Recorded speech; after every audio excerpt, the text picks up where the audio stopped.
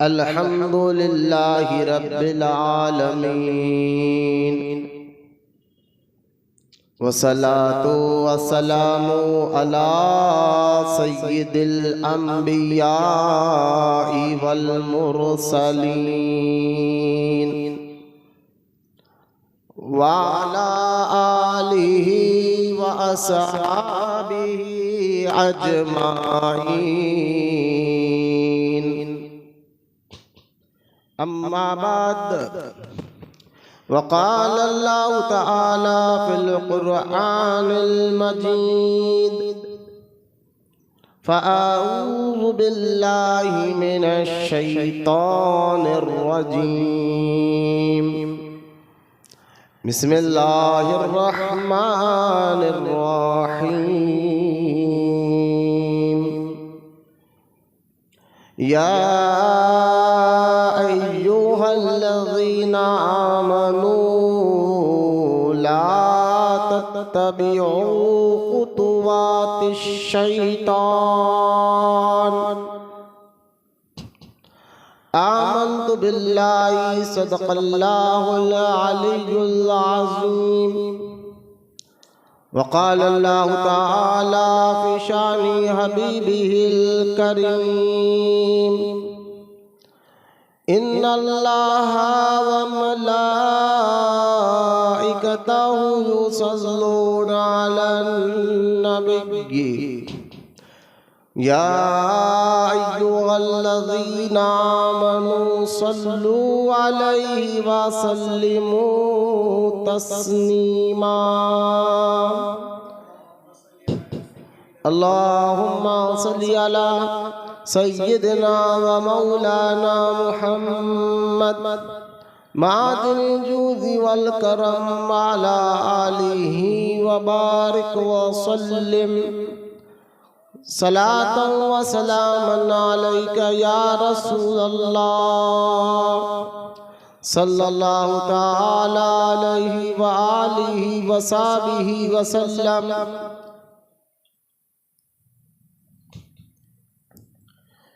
अम्मा बाद हर तारीफ और बड़ाई सिर्फ अल्लाह ताला के लिए है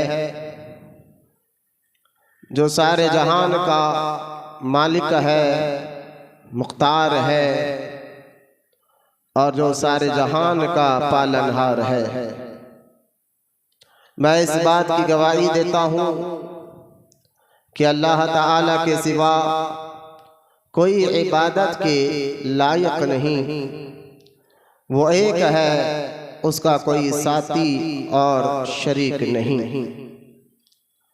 और मैं इस बात की भी गवाही देता हूँ कि आपके और हमारे प्यारे आका और मौला हुजूर पुरनूर रहमती कौनैन हज़रत सैयदना मुहम्मद मुस्तफ़ा अहमदी मुज्तबा सल्लल्लाहु तआला अलैहि व आलिहि व सहबिहि व सल्लम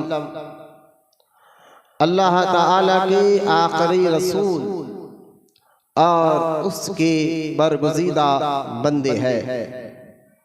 अल्लाह ताला हुजूर अकरम नूर मुजस्सम रहमत आलम सल्लल्लाहु ताला अलैहि व आलिहि व सहबिहि व सल्लम पर अहले बैत, सहाबा इकराम, ताबईन और तबे ताबईन औलियाए उम्मत पर क़यामत तक बकसरत रहमतें और बरकतें नाजिल फरमाता रहे, आमीन।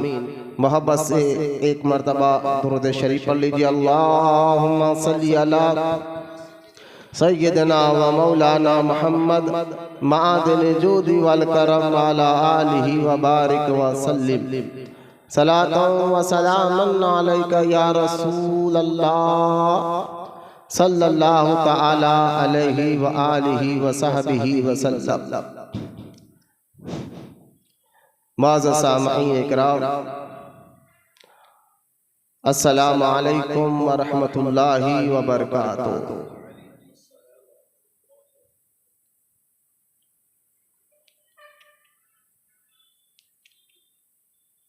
ये जमादिल सानी का महीना चल रहा है। आज इस महीने का ये पहला जुम्मा 2025, जैसा कि आज का उन्वान बड़ा अहम है।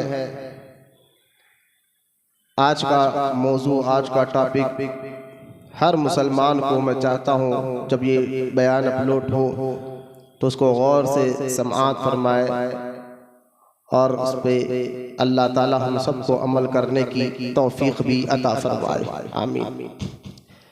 क़बल इसके कि आज का उन्वान पर मैं आ जाऊँ, सबसे पहले तरीक़ अहले सुन्नत व जमाअत के मुताबिक हम और आप मेरे प्यारे आका रहमत कौनैन सल्लल्लाहु ताला अलैहि वसल्लम की बारगाह अक़दस में दुरूद व सलाम पढ़ने की अहमियत और उसकी फजीलत को समाअत करते चले।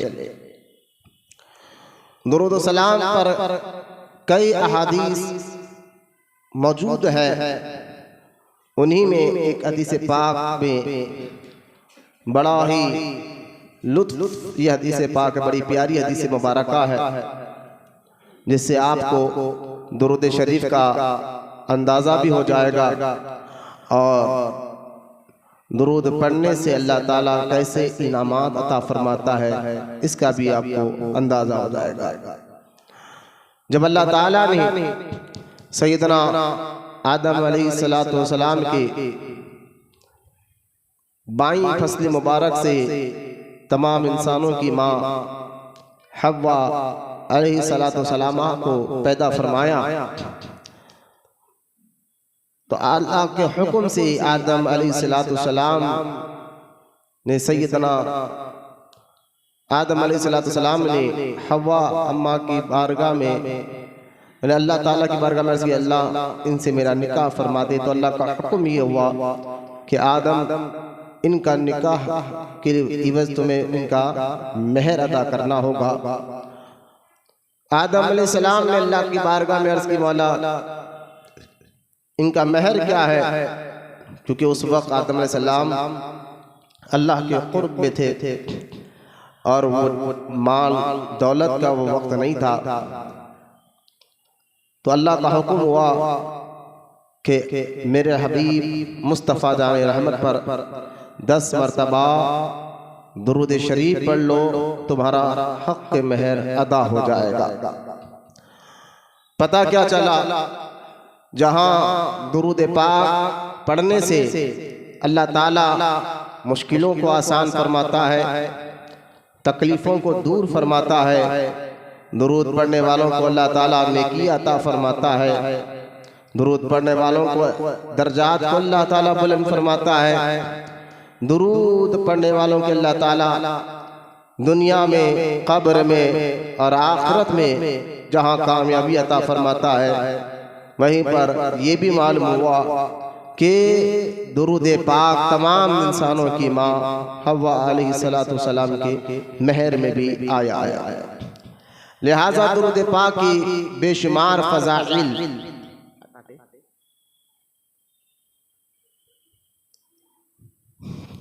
दुरूद पाक के बेशुमार फ़ज़ाइल जो है अहादीस मुबारका में मौजूद है। दुरूद पढ़ने से अल्लाह ताला नेकियां भी अता फरमाता है। दुरूद पढ़ने वालों के अल्लाह ताला गुनाह भी माफ़ फरमाता है। दुरूद पढ़ने वालों के अल्लाह ताला दर्जात भी बुलंद फरमाता है। अल्लाह की बारगाह में दुआ है, अल्लाह हम तमाम को कहने सुनने से ज़्यादा अमल की तौफीक अता फरमाए। आइए मोहब्बत और अक़ीदत के साथ मेरे प्यारे आका रहमते कौनैन सल्लल्लाहु ताला अलैहि वसल्लम की बारगाह अक़दस में दुरूद पढ़ने के तौफीक भी अता फरमाए। और आइए दुरूद पाक आवाज़ बुलंद मेरे प्यारे आका रहमते कौनैन सल्लल्लाहु ताला की बारगाह में पेश करें। पढ़िए अल्लाहुम्मा सल्ली अला सय्यदना व मौलाना मुहम्मद मादिन जूद वल करम वाला आलिही व बारिक व सल्लिम सलातन व सलामन अलैका या रसूल अल्लाह सल्लल्लाहु ताला अलैहि व आलिहि व सहाबिहि व सल्लम।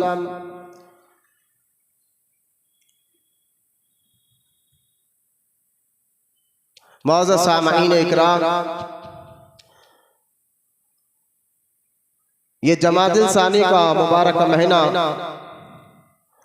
और ये महीना जो है इसको यौम अबू बकर सिद्दीक रज़ी अल्लाह ताला अन्हु का भी महीना कहे तो कोई गलत ना होगा। किसी महीने मुबारक में बादल अंबिया भी तहक़ीक़ अमीरुल मोमिनीन हज़रत सैयदना अबू बकर सिद्दीक रज़ी अल्लाह ताला अन्हु का यौम विसाल मुबारक भी हुआ।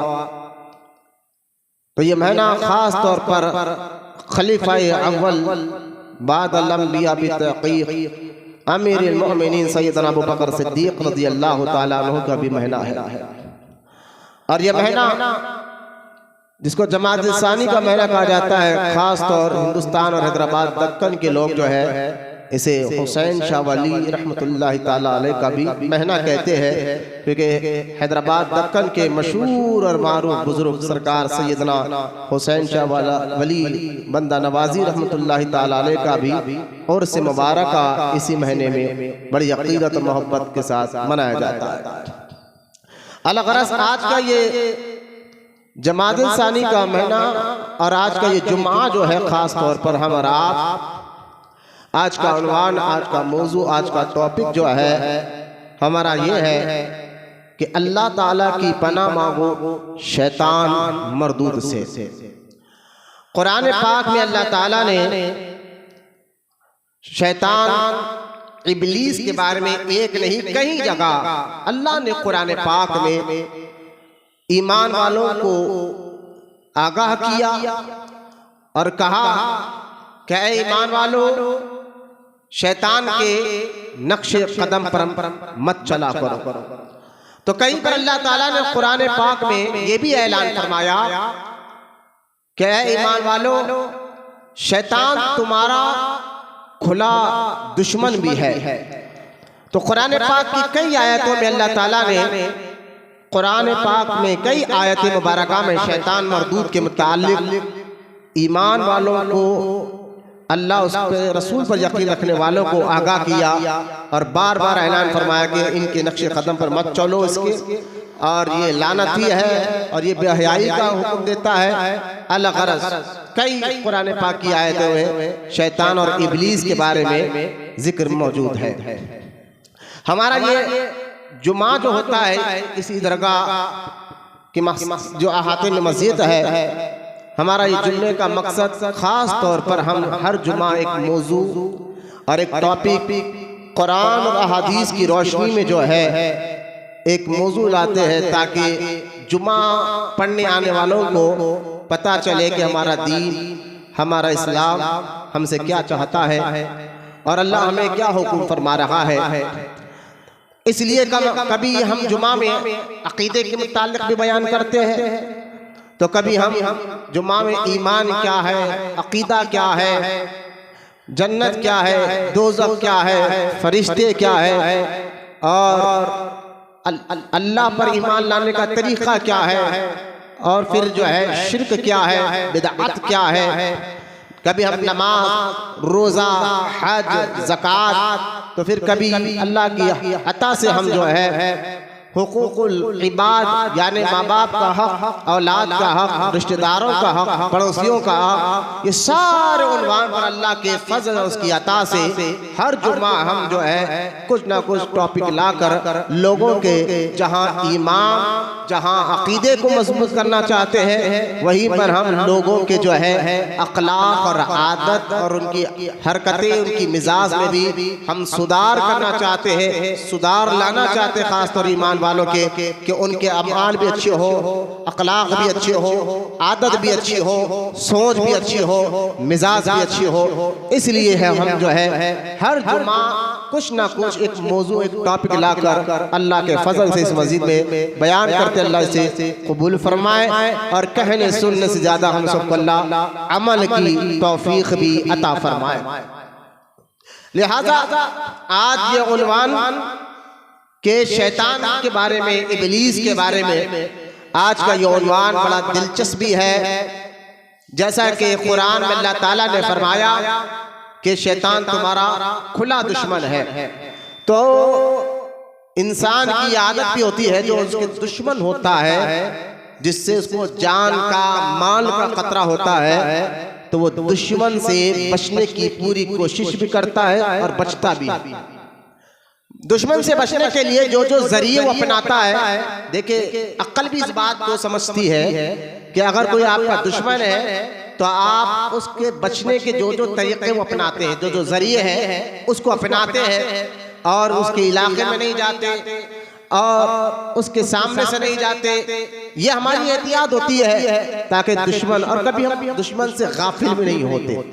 एक तो उसे बचने के लिए हम ये जरिया अपनाते हैं कि उसके इलाके में और उसके सामने से ना जाए, और दूसरा जो है जो आपको जान का, माल का दुश्मन हो तो हम उसके बारे में जानकारी भी रखते हैं, वो कितना पावरफुल है, वो क्या कर सकता है, वो कहाँ रहता है, क्या करता है, क्या नहीं करता है। तो ये दुनियावी एतबार से अगर कोई इंसान का कोई दुश्मन हो जिसके जरिए उसको पता चल जाए कि दुश्मन तुम्हें मार सकता है, तुम्हें कत्ल कर सकता है, तुम्हारे माल को लूट सकता है, तो सारे उसके जरिए अपनाए जाते हैं और उसके बचने के तरीके को अपनाया जाता है।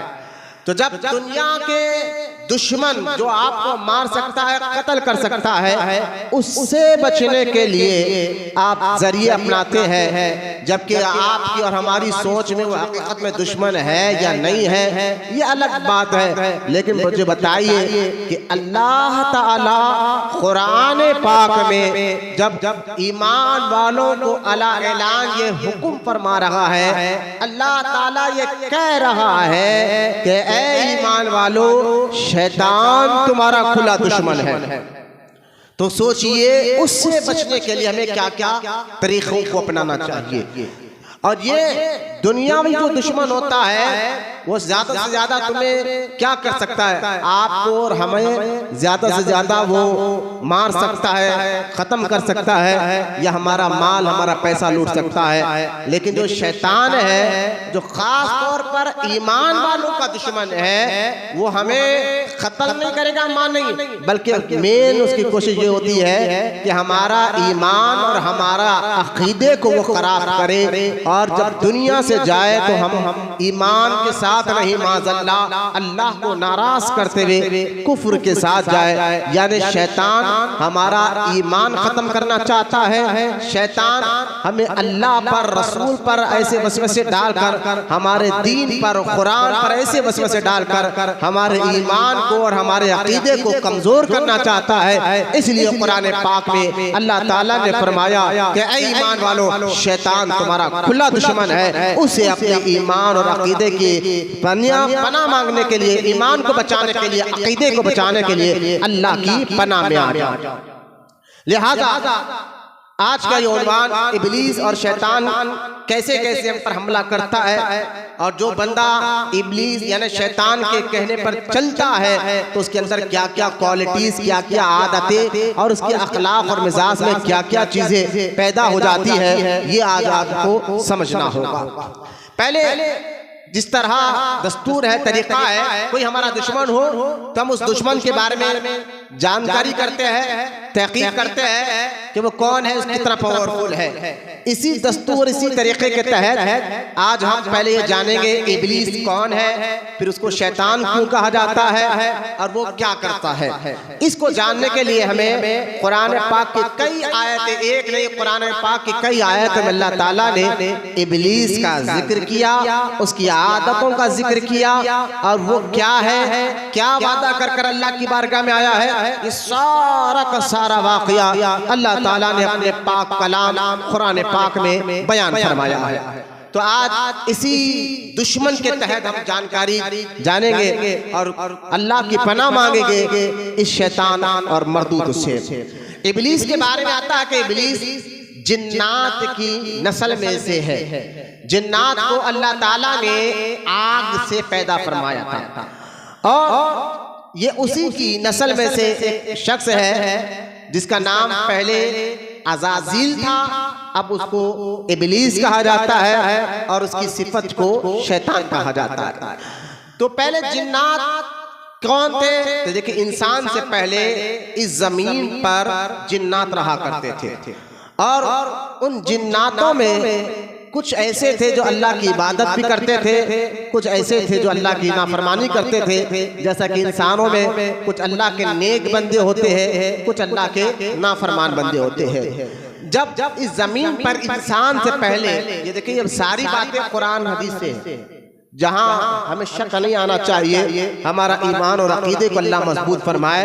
जब अल्लाह ताला ने कुरान और अहादीस में ऐलान कर दिया गया कि जिन्नात, इंसान से पहले जमीन पर जिन्नात रहते थे, तो हमें शक करने की जरूरत नहीं है।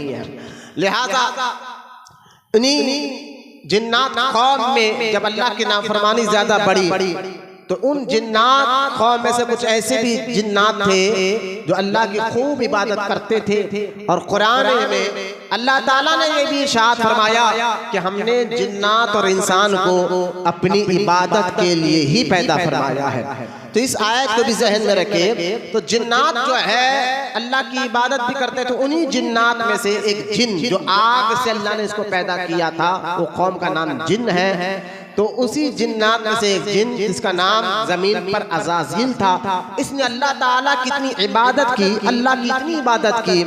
उलमा बयान करते हैं अगर अज़ाज़ील के सजदों को नापा जाए तो जमीन खत्म हो जाएगी, यानी जमीन पे राय के दाने के बराबर भी जगह बाकी नहीं रहेंगी। उतने सजदे जिन्नात में से जो जिन अज़ाज़ील जो आगे जाकर इब्लीस और शैतान बना है, उसने अल्लाह की बारगाह में इतनी इबादत की है कि जमीन पर राय के दाने के बराबर जगह बाकी नहीं, इतना उसने सजदे किए हैं और इतने लाखों लाख बरस इबादत अल्लाह ताला की है। तो अल्लाह ताला इसकी इबादत को देखकर अपना क़ुर्ब अता फरमाया, जन्नत में आने का हुक्म दिया। यहाँ तक के अल्लाह ताला ने इस अज़ाज़ील को जो है फरिश्तों का कुछ सरदार बनाया, उस्ताद बना दिया। कुछ फरिश्तों का कुछ फरिश्तों का उस्ताद बना दिया, जिससे फरिश्ते जो है अज़ाज़ील से सबक हासिल करते थे, पढ़ा करते थे। यानी इतना इबादत गुजार, इतना बड़ा आलिम भी था इब्लीस जब मरदूद होने से पहले। लिहाजा जब वो अल्लाह की बारगाह में मकबूल हुआ तो फिर उसका ये हुआ कि जब जिन्नात जमीन पर बहुत ज्यादा अल्लाह की नाफरमानी करने लगे, तो अल्लाह ताला ने इसी अज़ाज़ील यानी इब्लीस के जरिए जमीन पर कुछ फरिश्तों को भेजा। वो जमीन पर आए और जमीन पर रहने वाले जिन्नात को पहाड़ों जंगलों की तरफ धकेल दिया। यानी यूं समझिए, शहर से हटाकर जंगलों और पहाड़ों में उनको भेज दिया गया। इसलिए जो अज़ाज़ील यानी इब्लीस के साथ जो फरिश्ते आए जमीन पर, वो फरिश्ते जमीन पर ही रह गए और जो आसमान के फरिश्ते वो अलग है। और इसलिए जमीन पर जो है कुछ अल्लाह के मासूम फरिश्ते भी गश्त करते रहते अल्लाह के हुक्म से। ये एक अलग अलग बात है। अलग इब्लीस इतना अल्लाह ताला की बारगाह में मकबूल हो चुका था, फिर ये इतना बड़ा मरदूद कैसे हो गया, लानती कैसे हो गया, यही तो आपको समझाना। पहले उसके बारे में मैं बता रहा हूँ कि इब्लीस कैसा अल्लाह का फरमाबरदार बंदा था, जिन की कौम में से था। फिर हुआ ये कि अल्लाह ताला ने आदम अलैहिस्सलाम को अपनी कुदरत कामिला से पैदा फरमाया।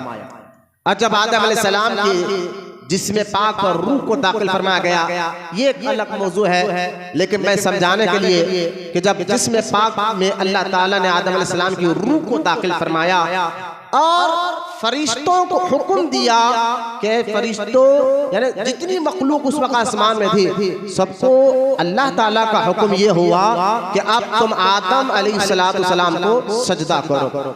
तो कुरान पाक में ये वाकया भी एक आयत नहीं, सूरह बकरा में भी जिक्र है और भी दिगर सूरों में इस वाक़े का जिक्र अल्लाह ताला ने बयान किया है कि अल्लाह ने आदम अलैहिस्सलाम को सजदा करने का हुक्म दिया। अब देखिए सजदा करने का हुक्म दिया तो पहले सजदे के बारे में यहाँ एक बात बताता चलूं।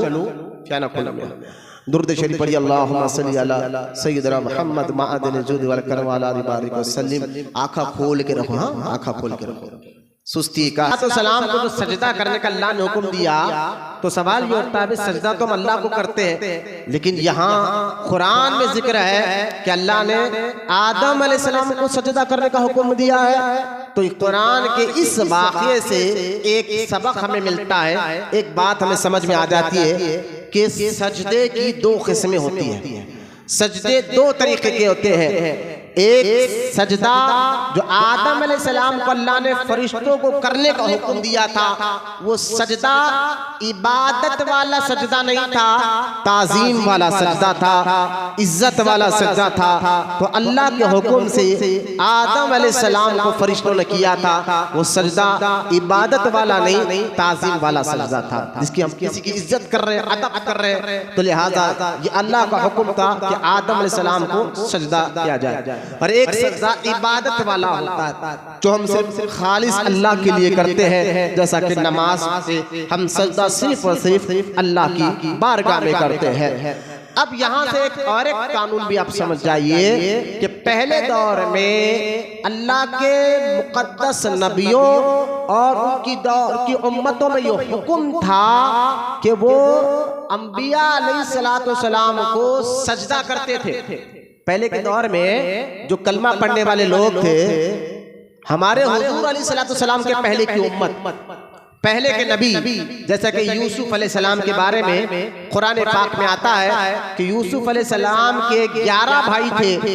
जब उन 11 के 11 भाइयों ने यूसुफ अलैहिस्सलाम से मुलाकात की और अपनी गलती की जो है माफी मांगी, और गलती को माफ करने के लिए जब यूसुफ अलैहिस्सलाम ने उनकी गलती को माफ कर दिया तो कुरान कहता है वो पूरे के पूरे भाइयों ने यूसुफ अलैहिस्सलाम को सजदा किया, जबकि सजदा सिर्फ अल्लाह के लिए जायज़ है। फिर कुरान में यहाँ जिक्र किया कि यूसुफ अलैहिस्सलाम को अल्लाह ताला के कुरान में बयान हो रहा है उनके भाइयों ने यूसुफ अलैहिस्सलाम को सजदा किया। तो पता क्या चला, सजदा दो तरीके के होते हैं, एक ताजीम वाला सजदा होता है, एक इबादत वाला सजदा होता है।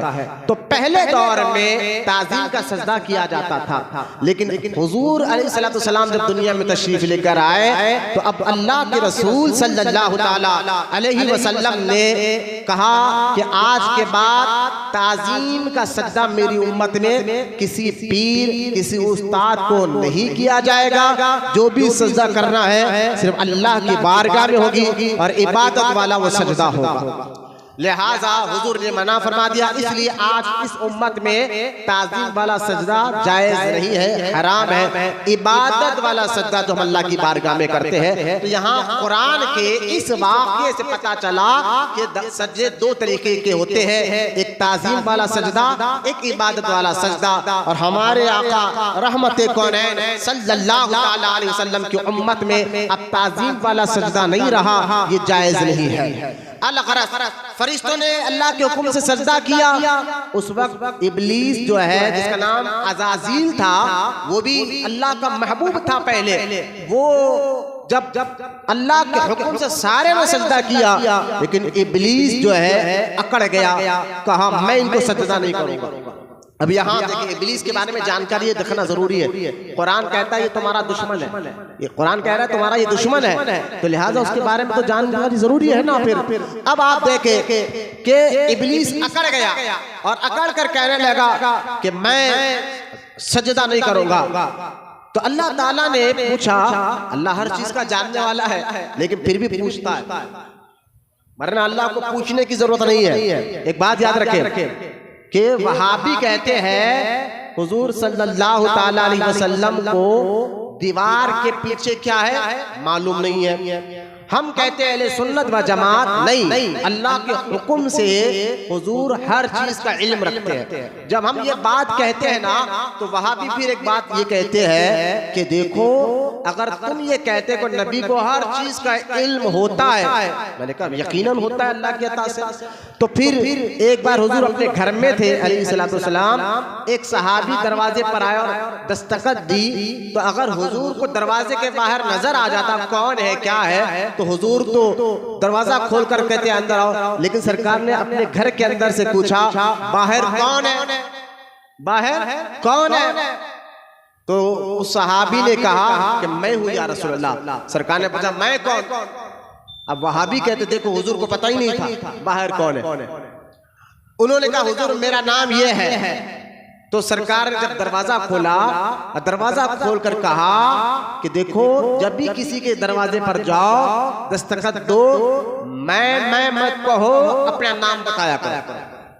अब ये हदीस पूरी मुकम्मल है, मैं आपके सामने सुना रहा हूं। वहाबी ये कहते हैं कि देखो हुजूर को मालूम नहीं था इसलिए तो पूछा बाहर कौन, बाहर कौन। हम ये कहते हैं ये हदीस है बिल्कुल सही है, लेकिन इस हदीस में इसका मतलब ये हरगिज़ नहीं है कि हुजूर को पता ही नहीं था कि बाहर कौन है। लेकिन हम ये कहते हैं कि पता नहीं था तो हुजूर ने बाहर कौन क्यों कहा? मैंने कहा इसका जवाब सुनो। हुजूर सल्लल्लाहु ताला अलैहि वसल्लम अपनी उम्मत को तालीम देने के लिए आए, उनके अखलाक, उनके मिजाज, उनकी आदत कैसी होना चाहिए ये समझाने के लिए आए हैं, ये बताने के लिए आए हैं। लिहाजा आप हुजूर सल्लल्लाहु ताला अलैहि वसल्लम ये बताने के लिए अगर किसी के घर जाओ तो मैं मत कहो, आवाज देकर अपना नाम बताया करो। ये तालीम देने के लिए सरकार ने, जानते थे कि बाहर कौन है लेकिन फिर पूछा मैं कौन है बाहर। ये सरकार हमारी और आपकी तालीम के लिए कि किसी घर जाना है तो कैसे करना है। अगर हुजूर बताते नहीं तो हमें पता था, हुजूर ने बताया तो हमें मालूम हुआ कि किसी के घर जाओ दरवाजा खटखटाओ तो मैं नहीं कहना है, नाम बोलना। ये हुजूर के तालीम से पता चला। लिहाजा हुजूर अपनी उम्मत को तालीम दे रहे थे। बल्कि एक हदीस में और सुनाता हूँ कि मेरे आका सल्लल्लाहु ताला अलैहि वसल्लम घर में जलवा फरमा है, दाएं दरवाजे पे दस्तक आई, खादिमा ने कहा बाहर कौन? मेरे आका सल्लल्लाहु ताला अलैहि वसल्लम ने फरमाया अपने खादिमा को कि ए बरीरा दरवाजा खोलो, बाहर अबू बकर खड़ा हुआ है। अब मुझे बताइए क्या हुजूर को पता? ये भी हदीस रखो, ये भी हदीस सामने रखो। तो हुजूर अल्लाह की अता से बाहर अंदर का सब जानते हैं। अल्लाह ने ऐसा इल्म हमारे नबी को अता फरमाया। कहने का मकसद ये है। लेकिन वहां भी कहते हैं अगर हुजूर को मालूम था पूछा क्यों? अगर हुजूर को मालूम था तो पूछा क्यों? तो हम ये कहते हैं यहां भी गौर करिए, अल्लाह तो हर चीज का जानने वाला है। आप नहीं समझे? आप और मैं पैदा होने से पहले जन्नती है या दोज़खी अल्लाह को इसका इल्म है। हमें बनाने हमसे पहले जानता अल्लाह। तो कौन जन्नत में जाएगा, कौन दोज़ख में जाएगा, इसके इंसान के बनाने से पहले अल्लाह जानता है, क्योंकि वो आलिमुल गायबी व शहादा है, हर चीज का जानने वाला है। तो फिर इतराज करने वाले वहाबियों से पूछो कि मालूम नहीं था तो पूछा क्यों? तो मैं कहता हूं यहां पर भी गौर करो, अल्लाह को हर चीज का इल्म है। फिर इब्लीस ने जब सजदा नहीं किया आदम अलैहिस्सलाम को तो अल्लाह जानता था इब्लीस के दिल दिमाग में क्या चल रहा है, फिर भी पूछता है ये तूने सजदा क्यों नहीं किया? तो सिर्फ पूछ लेने से ये बात साबित नहीं होती कि माज़अल्लाह ये पूछने वालों को किसी चीज का इल्म नहीं है। सब जानते हैं पूछने वाले, यानी अल्लाह की अता से उसके रसूल भी जानते हैं, लेकिन पूछ कर बताते हैं आने वाली उम्मत को कि देखो ऐसे लोग से तुम होशियार रहना, अपना ईमान और अपना अकीदा बचा। लिहाजा इब्लीस से अल्लाह ताला ने जानता फिर पूछता है सजदा तूने क्यों नहीं किया? तो क्या मालूम? ये पता चला कि अल्लाह को नहीं मालूम था? भाई मालूम है, पूछता इसलिए ताकि आज अल्लाह ने पूछा, इब्लीस ने जवाब दिया, इससे हमें पता चला कि इब्लीस के दिल दिमाग में हमें पता चला कि क्या चल रहा था। अल्लाह तो जानता था, अल्लाह तो जानता था, हमें पता चला है कि इब्लीस के दिल दिमाग में क्या चल रहा था। लिहाजा इब्लीस ने कहा कि अल्लाह तुझे 1000 सजदे करूंगा। अभी लेकिन मैं आदम को सजदा नहीं करूंगा, इसलिए कि मैं आग से बना हूं और आग का काम क्या है, हमेशा जब जलाओ तो ऊंची जाती है, उठते रहती है। मैं आग से बना हूं और ये मिट्टी से बने हैं। मिट्टी हमेशा जमीन नीचे रहती है, आग ऊपर रहती है। लिहाजा एक तो इसने ये कहा तकब्बुर का कि आग हमेशा ऊंची रहती है, या अल्लाह आदम से मैं अफजल हूं अलैहिस्सलातु वस्सलाम। ये इब्लीस ने दावा किया। तो इससे पता चला कि इब्लीस ने सबसे पहले तकब्बुर किया और कहा कि मैं इससे बड़ा हूं।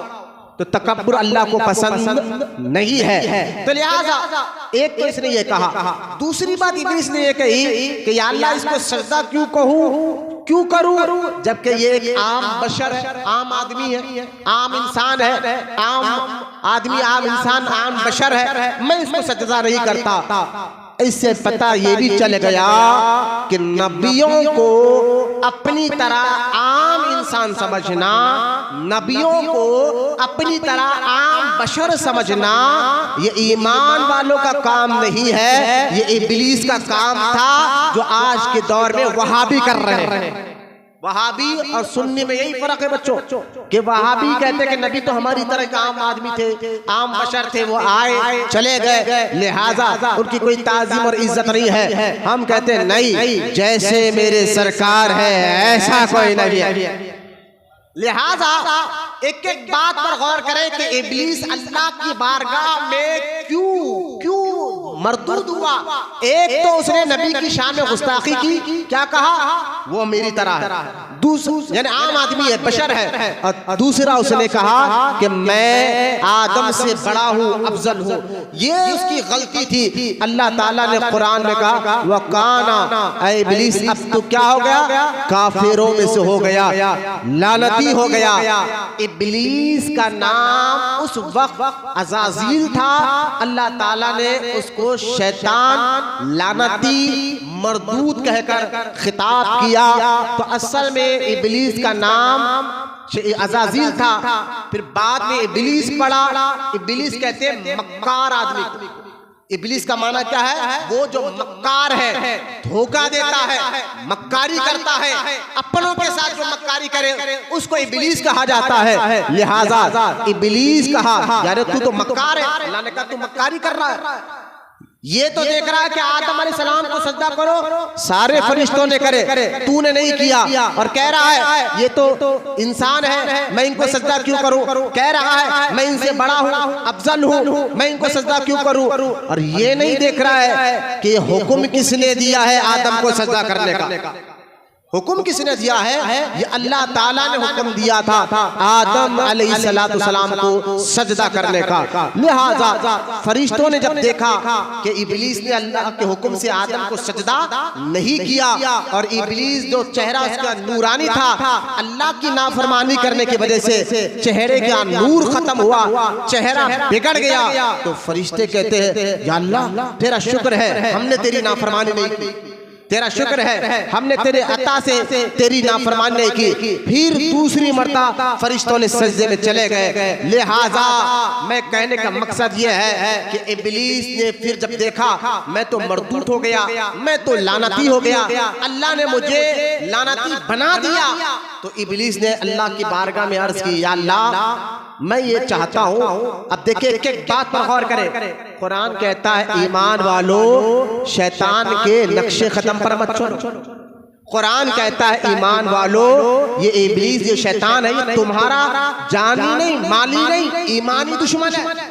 वो तुम्हारा ईमान लूटना चाहता है, तुम्हारे यकीन को अल्लाह पर, रसूल पर कमजोर करना चाहता है। तो लिहाजा पहले की बात पर याद करें, इब्लीस जिसका माना है मक्कारी करने वाला, शैतान जिसका माना है कि वो जिसको अल्लाह ने अपनी रहमत से हमेशा के लिए दूर कर दिया है। तो अल्लाह की रहमत से दूर करने वाले को, दूर रहने वाले को शैतान कहा जाता है। लेकिन हमारे यहाँ इब्लीस, शैतान का नाम लो तुम्हारे दिल दिमाग में अजीब अजीब शक्लें, डरावनी शक्लें, वो उसके जुबान ऐसी होगी, उसकी आंखें ऐसे होंगे, उसके उसके कान ऐसा होगा, उसका मुंह ऐसा होगा। अरे भाई, ये जो फिल्में ड्रामों के जरिए एक शैतान का नक्शा बताया जाता है, हकीकत कुछ और है। खैर, हमें उसे देखने की हाजत नहीं करना चाहिए, लेकिन उसका वजूद है, वो दुनिया में मौजूद है। लिहाजा इब्लीस से अल्लाह की पनाह मांगते रहना ये अल्लाह का हुक्म भी है।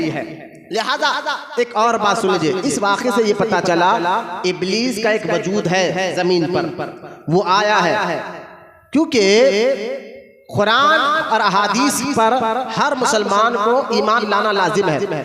कुछ लोग ऐसे भी गुजरे हैं जिन्होंने अल्लाह को तो माना कि अल्लाह है, एक है, उसी की इबादत करना है, लेकिन किसी ने कहा अल्लाह को तो मानेंगे लेकिन जन्नत को नहीं मानेंगे, दोज़ख को नहीं मानेंगे, फरिश्तों को नहीं मानेंगे, जिन्नात को नहीं मानेंगे। जिन मिन कुछ भी नहीं रहता, शैतान वैतान कुछ नहीं रहता, जन्नत वन्नत कुछ भी नहीं है, दोज़ख माअज़ल्लाह कुछ भी नहीं है। तो ये लोग ऐसे यकीन, हाँ अल्लाह की इबादत करते हैं ऐसे लोग, लेकिन कहेंगे जिन्नात शैतान जन्नत दोज़ख कुछ भी नहीं है।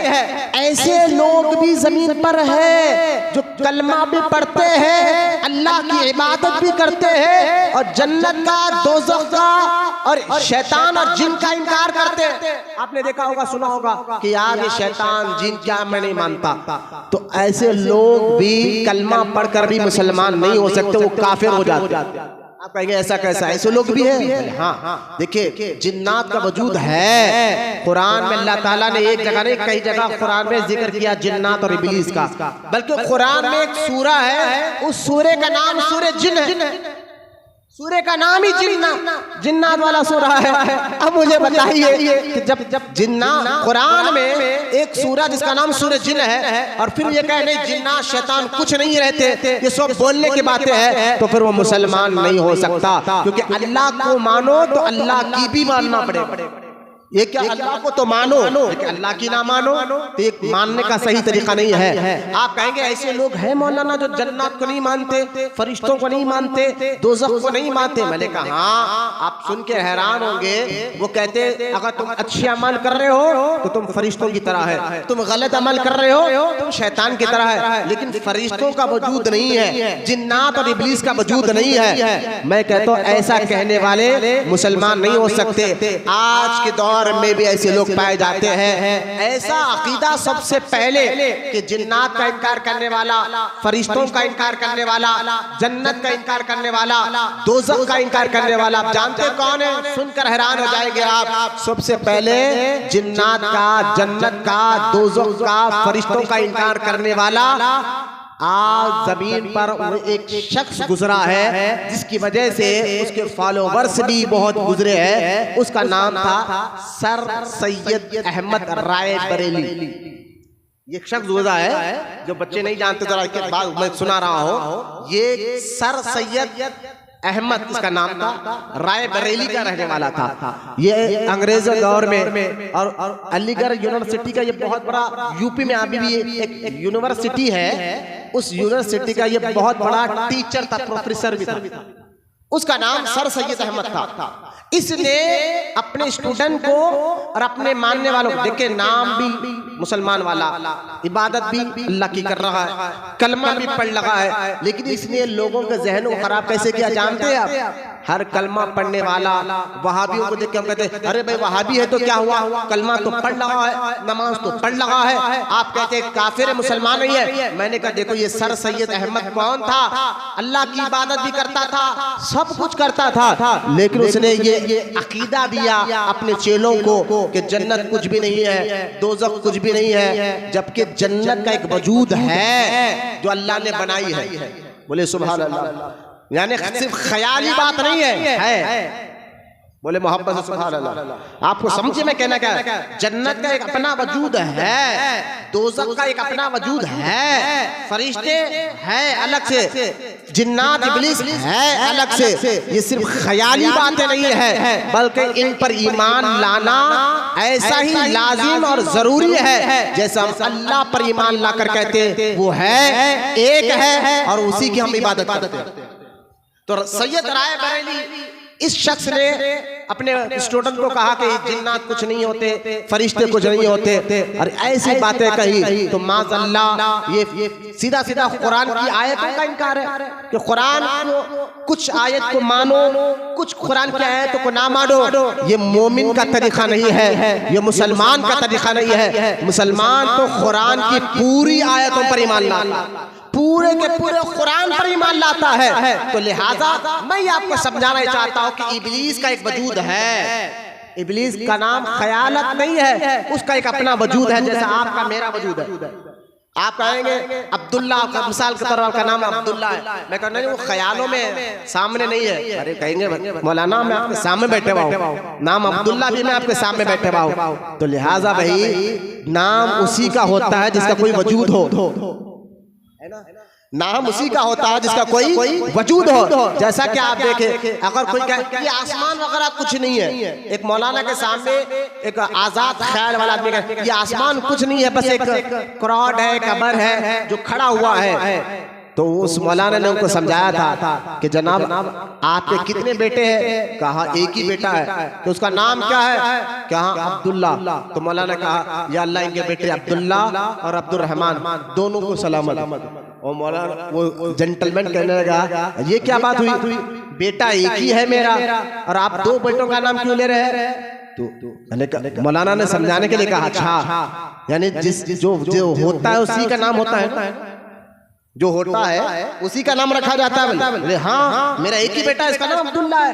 तो आपने फरमाया आप बताइए कि दूसरा बेटा तो है नहीं, आप बोले कि जब है नहीं तो नाम क्या, जब वो है नहीं तो नाम क्या? तो फिर मौलाना ने समझाया आप कह रहे कि आसमान कुछ नहीं है, लेकिन फिर आसमान को इंग्लिश में क्या कहते हैं? मौलाना से ने उनसे कहा आसमान को इंग्लिश में क्या कहते हैं? स्काई कहते हैं, स्काई। कहा स्काई कहते हैं। आप कह रहे हैं कि जिस जो होता है उसी का नाम रखा जाता है, जो चीज होती है उसका नाम भी रखा जाता है। तो जब आप कह रहे हैं कि आसमान है ही नहीं, फिर आसमान का नाम स्काई क्यों रखा? तो समझा कि आसमान भी अपनी जगह है। तो कहने का मकसद ये है कि इब्लीस का एक वजूद है जैसा आपका हमारा वजूद। तो इब्लीस का वजूद कुरान से साबित है, हदीस से साबित है। उसको समझना और वो है ये मानना ईमान की हिस्सों में से है। अब कुरान कहता है ऐ ईमान वालों इब्लीस के नक्शे कदम पर मत चलो, ये तुम्हारा दुश्मन है। तो इब्लीस कैसे हमारा इंसानों का दुश्मन बना कि आदम अलैहिस्सलाम जो सारे इंसानों के वालिद हैं उनका सबसे बड़ा दुश्मन बना और उनकी औलाद का भी ये दुश्मन बन गया। तो आदम अलैहिस्सलाम की वजह से इब्लीस सोचने लगा आदम अलैहिस्सलाम की वजह से मुझे जन्नत से निकाला गया, मैं महबूब जाकर लानती हुआ, मरदूद हुआ, लिहाजा अब जो है इब्लीस ने अल्लाह की बारगाह में इल्तिजा की। कहा कुरान कहता है, कुरान की कई आयतों में इसका जिक्र मौजूद है। इब्लीस अल्लाह से कह रहा है, गौर कर, अल्लाह से कह रहा है या अल्लाह तूने मुझे लानती बना दिया, तूने मुझे दोज़खी बना दिया हमेशा भर के लिए, लेकिन मेरे मौला मुझे दो चीज की इजाजत तू दे दे, तू दो चीज की इजाजत दे दे ताकि मैं जो है वो काम करूं। अल्लाह ने कहा पूछ, क्या पूछना चाहता है, मांग, क्या मांगना चाहता है? तो इब्लीस ने कहा कि अल्लाह एक तो ये मैं क़यामत तक जिंदा रहूंगा, एक तो ये तू मुझे लानती बना दिया है लेकिन अब क़यामत तक जिंदा रहूंगा। अल्लाह ने कहा इजाजत है, तू क़यामत तक जिंदा रहेगा, उसके बाद तू हमेशा भर के लिए दोज़ख में जाएगा। और दूसरा बात यह है मौला जिसकी वजह से मैं जबकि इब्लीस को गुस्सा आ गया, अरे आदम अलैहिस्सलाम की वजह से माज़अल्लाह कि मैं जो है लानती हो गया, लिहाजा जिसकी वजह से मैं हमेशा भर के लिए लानती हो गया। और अल्लाह ने कहा, अल्लाह से कहने लगा तूने मुझे अपनी रहमत से दूर कर दिया है, मैं चाहता हूँ इनकी औलाद को क़यामत तक जो इनकी औलाद तेरे तरफ आएंगे, तेरे तरफ आएंगे, वो सीधे रास्ते पर बैठ जाऊंगा और इनकी औलाद को तेरे करीब आने नहीं दूंगा। दूसरे लफ्जों में यूं समझिए कि इब्लीस अल्लाह से चैलेंज कर रहा है। ये कुरान क्या कहता है? आज हमारा हाल ये है कि हम वाइज़ीन मुकर्रिर हजरात को भी चाहिए कि वो तकरीर करते वक्त हर मौजू पर बच्चों को बयान कर बताए। हर जहां जन्नत के बारे में बताए, दोज़ख के बारे में बताए, ईमान के बारे में बताए, अकीदे के बारे में बताए, अमल के बारे में बताए, तो भाई उसके बारे में भी बताए जिसके बारे में अल्लाह ने कुरान में कहा ये खुला दुश्मन है, ये तुम्हारा ईमान और अकीदे को लूटना चाहता है। तो भाई जो तुम्हारा खुला दुश्मन है, कुरान जिनके बारे में अल्लाह ने ऐलान कुरान में कर दिया है, ईमान वालों इब्लीस तुम्हारा खुला दुश्मन है, तो उस दुश्मन की जानकारी भी तो रखना लाजिम है ना। वो क्या कर सकता है, क्या करेगा, क्या नहीं करेगा। लिहाजा इब्लीस ने अल्लाह से चैलेंज कर दिया, गौर करे, चैलेंज कर दिया, कहा या अल्लाह जो तेरी तरफ आएंगे ना मैं उस रास्ते पे बैठ जाऊंगा, सीधे रास्ते पर बैठ जाऊंगा, और जो भी तेरी तरफ आए उनको तेरे करीब आने नहीं दूंगा। अल्लाह ने कहा इसकी भी इजाजत है, इसकी भी तुझे इजाजत है। अब हमारे जहन में एक सवाल आ सकता है कि देखो दुश्मन अगर दिखता है तो हम उससे लड़ सकते या बच सकते। इब्लीस दिखता भी नहीं हमें, और देखने के दिखता नहीं का मतलब ये नहीं कि वो नहीं है, वो है, लेकिन हमें देखने की ख्वाहिश नहीं करना चाहिए। देखना है तो मेरे आका सल्लल्लाहु ताला अलैहि वसल्लम को देखने की ख्वाहिश करो, दुआ करो कि अल्लाह ख्वाब में हुजूर का दीदार हो जाए। अल्लाह वालों को देखो, इब्लीस को क्या है, लेकिन इसका मतलब ये नहीं कि वो नहीं है। आम आदमी के जहन में एक सवाल ये आ सकता है, जब इब्लीस हमारा दुश्मन है, हमें सीधे रास्ते पे चलने से रोकता है, अल्लाह के करीब जाने से रोकता है, अल्लाह को राजी करने से रोकता है, हमारे ईमान पर डाका डालता है, हमारे अकीदे पर डाका डालता है, हमें तबाह करना चाहता है, हमें बर्बाद करना चाहता है, तो हम उससे बचे कैसा। बचा तो उससे जाता है जो सामने दिखता है, हाँ ये हमारा दुश्मन है, इससे बचा जाता है। इब्लीस तो दिखता भी नहीं है लेकिन हमारे साथ रहता है, बल्कि हमारे जिस्म में रगों से खून जैसा दौड़ता है। इब्लीस इस तरह खून के साथ दौड़ दौड़ कर हमारे जहनों को खराब करता है, हमें वसवसे डालता है, हमारा ईमान और हमारा अकीदा अल्लाह पर, रसूल पर, क़यामत पर कमजोर करता है। लिहाजा हमें गलत काम पर ले जाता है। अब बचे कैसा, या अल्लाह हम कैसे उससे बचे। तो अल्लाह ताला ने फरमाया मेरे बंदो घबराने की जरूरत नहीं है, मैं वो भी रास्ता बता देता हूँ जो मेरी पनाह में आ जाता है, वो इब्लीस से बच जाता है। हमें कोई टेंशन नहीं है, हम अल्लाह की पनाह मांगे। अब कैसे मांगे, अल्लाह की पनाह कैसे मिलेगी, ये अलग बात मैं आगे चलकर बताऊंगा। तो इब्लीस ने अल्लाह से चैलेंज किया, अल्लाह सीधे रास्ते पर चलूंगा, जो भी सीधे रास्ते पर तेरे करीब आना चाहते हैं मैं उनको भटकाऊंगा। अल्लाह ने इजाजत दी, और फिर अल्लाह ने ऐलान फरमाया कुरान में, लेकिन याद रख जो मेरे मुखलिस बंदे हैं ना, बोलो ना सुभान अल्लाह। इब्लीस को अल्लाह ने कहा याद रख एक बात, जो मेरे दुनिया में मेरे बंदे जाएंगे उनमें जो मेरे मुखलिस बंदे होंगे, मुखलिस समझते हैं आप किसको कहते हैं, मुखलिस बंदे, जो मेरे मुखलिस बंदे होंगे, अल्लाह कहता है कुरान में उन पर तेरा कोई दाव नहीं चलेगा, उन पर तेरा कोई वार नहीं चलेगा, तेरा कोई वसवसा उन पर काम नहीं करेगा। इब्लीस भी कहने लगा कि या अल्लाह मैं भी इस बात को मानता हूँ जो तेरे मुखलिस बंदे हैं वो उन पर मेरा कोई वार, मेरे कोई चाल और मेरा कोई दाव नहीं चलेगा। तो लिहाजा पता क्या चला कि अल्लाह के बंदों में उन बंदों पर इब्लीस का असर नहीं होता, उसकी बातों का असर नहीं होता। वो बंदा मुखलिस होना चाहिए। हर अब कहेंगे मौलाना मुखलिस कहते किसको है, तो मुखलिस उसको कहते हैं जो काम करता है हर काम अल्लाह की रिजा के लिए करता है, उसको मुखलिस कहते हैं। और मुखलिस बंदे पर अल्लाह का इब्लीस का कोई वार, हमें हर काम में सबसे पहले इब्लीस के वार से बचना है, जो हमारे साथ रह रहा है, हमारे जिस्म में खून के साथ दौड़ता है, उसके ख्यालात, उसके वसवसे से बचना है, अल्लाह की पनाह मांगना है। तो अल्लाह की पनाह हमें आने का एक जरिया यह है कि बंदा मुखलिस बन जाए हर काम में। यानी नमाज पढ़ने आप आकर बैठे, किस लिए बैठे, टाइम पास के लिए बैठे। आप अपने आप से सवाल करें किस लिए आए मस्जिद में, टाइम पास के लिए आए। मैं कहूँगा भाई टाइम पास के लिए तो होटलें भी है, टाइम पास करने के लिए चबूतरे भी है।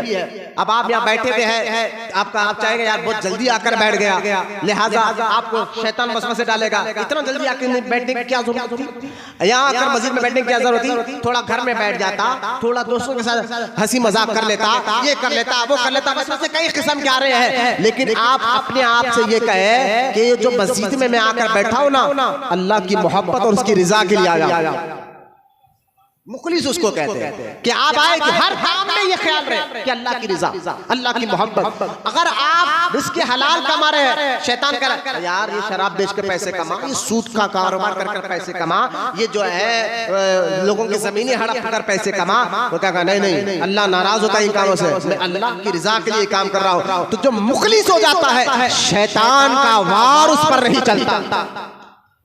इसकी एक मिसाल देकर मैं आपको समझा दूं। हर काम में आप मुखलिस बन जाइए। आप माँ की खिदमत भी कर रहे हैं इसलिए करें कि अल्लाह का हुक्म है, बाप की खिदमत कर रहे हैं इसलिए करें अल्लाह का हुक्म है, लिहाजा बीवी बच्चों को पाल रहे हैं इसलिए करें कि अल्लाह का हुक्म है। अगर आप रिस्क हलाल मार्केट में जाकर मेहनत कर रहे हैं, मजदूरी कर रहे हैं, किस लिए कि देखो एक तो शराब पीकर कमा रहा है और एक शराब बेच कर कमा रहा है, सूद कर कर कमा रहा है। आप कहते हैं नहीं एक वक्त की खाऊंगा लेकिन खुद हलाल कमाऊंगा, खुद भी हलाल खाऊंगा, औलाद के भी हलाल खिलाऊंगा। किस लिए? वजह क्या है? तो आपका ज़मीर ये कहे अल्लाह के लिए, अल्लाह की रज़ा। तो जो मुखलिस होते हैं उस पर शैतान का वार नहीं चलता। और आसान कर एक बात समझाता हूँ। रिवायत में आता है कि एक शख्स जो है गांव में गया और उसने देखा कि एक झाड़ है और लोग उस गांव के लोग उस झाड़ की इबादत कर रहे हैं। इसको बड़ा गुस्सा आया कि यार ये क्या है, अल्लाह को छोड़कर ये लोग झाड़ की इबादत कर रहे हैं। तो इसने सोचा कि रात जब होने दो इस झाड़ को ही काट दूंगा। अच्छी सोच थी। लोग अल्लाह को छोड़कर झाड़ की इबादत कर रहे थे, हाथ में कुड़ारी या रात का वक्त बाहर निकला घर से वो झाड़ को काटने के लिए। तो इब्लीस जो है ना, जो इंसान को भटकाने के लिए अल्लाह से वादा कर कर आया है, चैलेंज कर कर आया है, वो इब्लीस को अल्लाह ने इतना पावर भी दिया, वो चाहे तो आग से इंसान भी बनता है, पत्थर भी बनता है, झाड़ भी बनता है। ये पावर, ये अथॉरिटी इब्लीस के पास है। जरा गौर करें इब्लीस के एक एक चीजों पर आप जरा गौर करते जाइए। इब्लीस चाहे तो झाड़ भी बनकर बताता, इब्लीस चाहे तो हवा में उड़कर भी बताता, इब्लीस चाहे तो इंसान बने, मर्द बने, औरत बने, सब कुछ बन सकता है। इब्लीस चाहे तो ये कर सकता है। तो मुझे बताइए, जबकि इब्लीस लानती है, मरदूद है, अल्लाह ने उसको अपनी रहमत के हमेशा भर के लिए दूर कर दिया है, लेकिन पावर उसके पास इतना, इख्तियार उसके पास इतना कि इब्लीस के बारे में आता है कि एक सेकंड में, गौर से सुने बच्चे, बेचैन मत हो मियां, बेचैन मत हो तो जाओ बाहर। इब्लीस के बारे में आता है कि वो एक सेकंड में, गौर से सुने बच्चे, एक सेकंड में दुनिया के ये कोने से वो कोने जाकर भी आ सकता, एक सेकंड में। अब मुझे बताइए, इब्लीस जबकि मरदूद है, लानती है, अल्लाह ने उसको अपनी रहमत से दूर कर दिया है, उसको इतनी ताकत दी किसने? इतना पावर उसके पास आया किसने? यकीनन उसको भी ताकत देने वाला अल्लाह है। तो मुझे बताइए, जब अल्लाह ताला मर्दूदों को ऐसी ताकत देता है तो महबूबों को कितनी ताकत देता? गौर करते जाइए।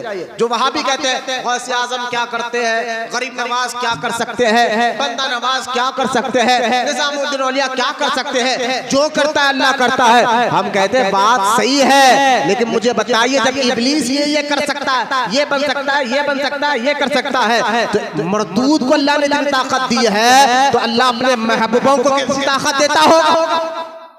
तो हमारा ईमान अकीदा भी मौजूद है। इब्लीस जो है जब देखा कि हाँ ये बंदा ईमान वाला झाड़ को काटने निकला, बात आ जाए, ये वाकया सुना रहा था मैं आपको, झाड़ को काटने निकला, तो इब्लीस ने क्या किया? इंसान बनकर उसको रास्ते में रोक दिया। रोक के कहने लगा कहाँ जा रहा है? तो कहा वो झाड़ काटने जा रहा हूँ।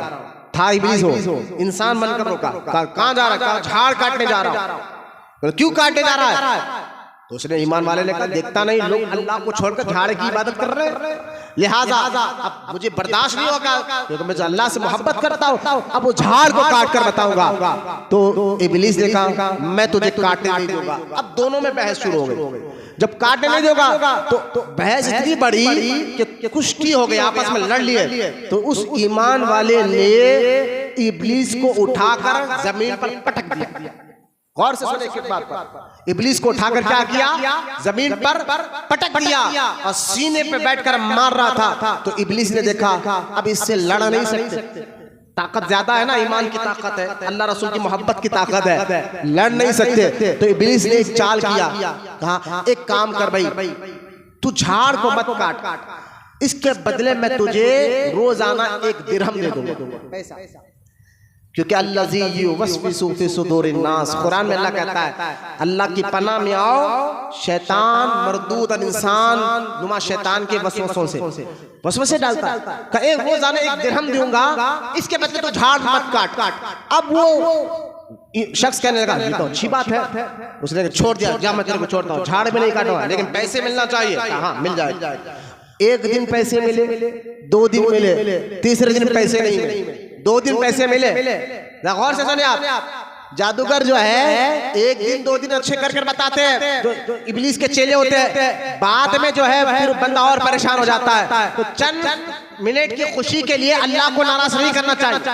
लिहाजा इब्लीस 2 दिन तक पैसे देता रहा, तीसरे दिन पैसे नहीं मिले, और फिर ये कोड़ाड़ी लिया आपने, आप तो झाड़ को काटूंगा। हाँ 2 दिन पैसे मिले, तीसरे दिन नहीं मिले, फिर इब्लीस रुका रास्ते में, अबे क्यों जा रहा है, झाड़ काट दूंगा, काट नहीं दूंगा। फिर कुश्ती हुई। अब की बार क्या हुआ, इब्लीस ने उसको उठाकर पटक दिया।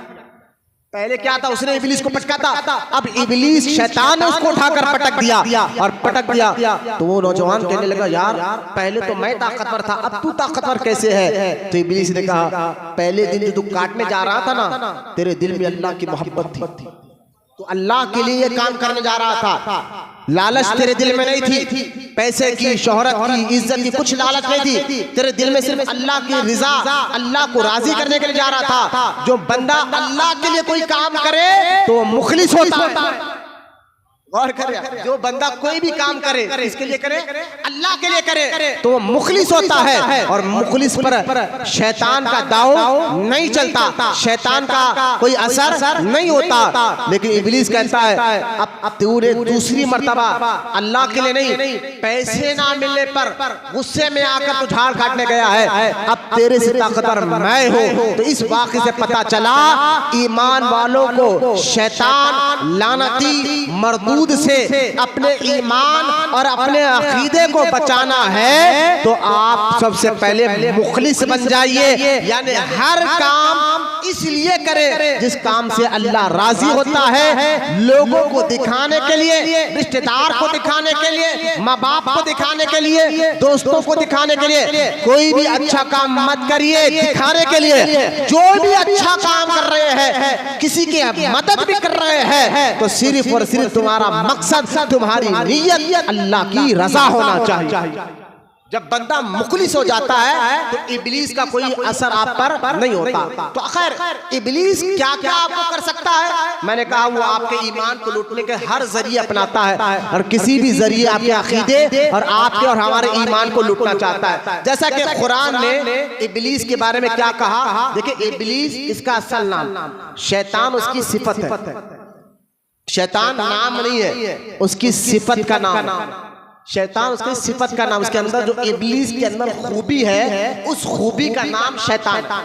मतलब क्या है, एक होता वजूद, एक होता हमारी आदत सिफत, तो लिहाजा वजूद और है, हमारी आदत और। भाई आपका नाम क्या है, अब्दुल्ला, और आप क्या काम करते हैं, तो क्या मैं मैकेनिक हूँ, मैं कार मैकेनिक हूँ। तो ये मैकेनिक आपकी सिफत है, ये आपकी, आपका वजूद नहीं, आपकी सिफत है, आपका काम है, आपकी आदत है। तो एक बहुत आसान करके मैं आपको समझा रहा हूँ, इब्लीस का नाम शैतान नहीं है, शैतान उसकी सिफत का नाम है। शैतान का मतलब क्या है, फिर जाहिर कर रहा हूं, जैसा ही जहन में शैतान का नाम हम सुनते हैं, जैसा कि हम रोटी कहते हैं तो हमारे जहन में उसका नक्शा आ जाता है, रोटी का नक्शा आ जाता है, पानी कहते हैं तो पानी का नक्शा आ जाता है। तो जैसा हम किसी का नाम सुनते हैं उसका नक्शा हमारे जहन में आ जाता है। शैतान कहते ही बुरी शक्लें आ जाते हैं, नहीं, वो शक्लें ऐसा नहीं है, बल्कि जैसा ही शैतान का है तो हमारे जहन में ये आ जाना चाहिए, वो जो तुम्हें अल्लाह से दूर करना, वो जो तुम्हें अल्लाह से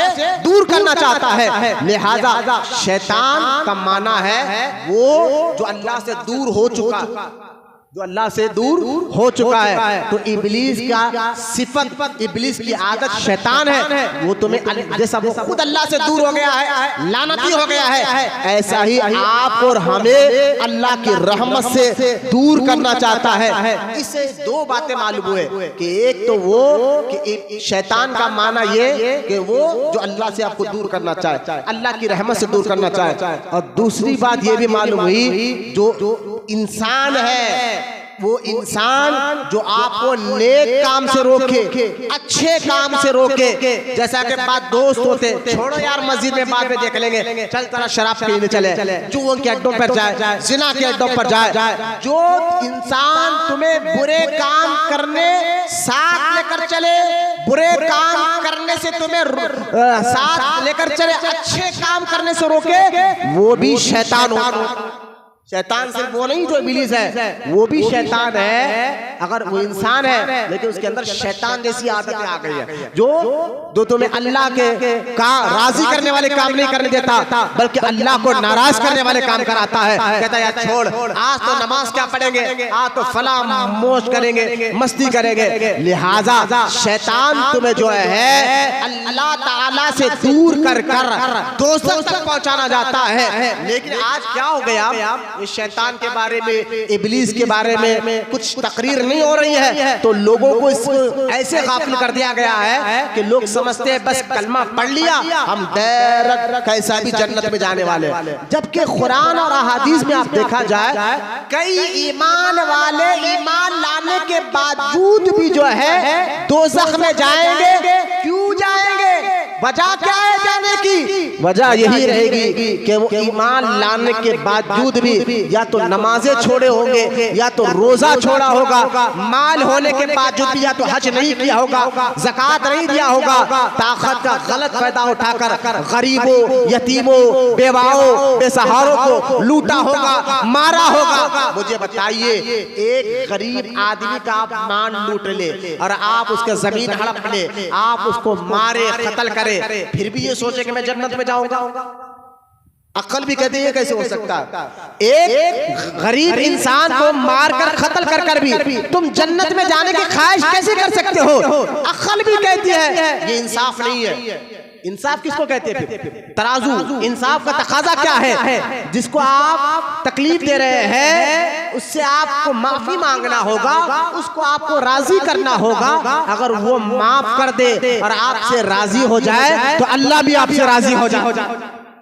तो लिहाजा हमारा हाल ये हो गया है, एक तो ये कि इब्लीस के बारे में सही इंफॉर्मेशन नहीं होने की वजह से हमारे जहन में कुछ भी करो आखिर में जन्नत में जाना, ये जहन बन गया आम मुसलमानों का। कुछ भी करो आखिर में जन्नत में जाने का। दोज़ख, अल्लाह का खौफ खत्म हो गया। दोज़ख यानी अल्लाह को नाराज करने, जो काम करो भाई नमाज पढ़ लिए ना बस हम जन्नत हमारे कैसा भी जाना है। अरे भाई जैसा नमाज पढ़ना जरूरी था, ऐसा ही मार्केट में आकर इंसाफ से सामान बेचना भी जरूरी था। हाँ, किसी को धोखा देकर कपड़ों में ऐब है, माल में ऐब है, 2 नंबर माल को असली ओरिजिनल कहकर झूठी कस्में खा खा कर माल बेचते हो। मैंने कहा जहां नमाज पढ़ना जरूरी है, 2 नंबरी करना से बचना भी जरूरी था। लेकिन नहीं, हम समझते नमाज पढ़ लिए जन्नत में। एक तो सिर्फ नमाज ही को हमने सब कुछ समझ लिया और कहा कि कंफर्म जन्नत में जाएंगे, जबकि नमाज भी देख कर पढ़ने से नहीं आती, सीख कर पढ़ने से आती। नमाज के बारे में कई नौजवान बच्चों का अगर मैं उठाकर पूछूं कि नमाज के क्या वाजिबात है, क्या उसके फराइज है, क्या उसके शराइत है, तो 100 में से 1 जना बता सकता है। ये हाल हमारी नमाजों का है कि हम नमाज भी पढ़ते हैं तो सिर्फ माज़अल्लाह देखा देखी पढ़ लगे है। इसलिए ना नमाज का जिस्म पर हो रहा है, ना रूह पर हो रहा है, ना अखलाक पर हो रहा है, ना आदत पर हो रहा है। लिहाजा एक तो ये कि हमने नमाज सब कुछ समझ लिया, यकीनन नमाज अफजल इबादत है, लेकिन नमाज पढ़कर जहां तुम बाहर जाकर धोखा दे रहे हो ना, जैसा नमाज पढ़ना जरूरी था ऐसा धोखे से बचना भी जरूरी था। जहां नमाज पढ़ना जरूरी था ऐसा ही झूठ से बचना भी जरूरी था। जैसा नमाज पढ़ना जरूरी था ऐसा ही सच बोलना भी जरूरी था। जैसा नमाज पढ़ना जरूरी था ऐसा ही माँ बाप बीवी बच्चों को पालना, हलाल रोटी कमाकर पालना, यह भी जरूरी था।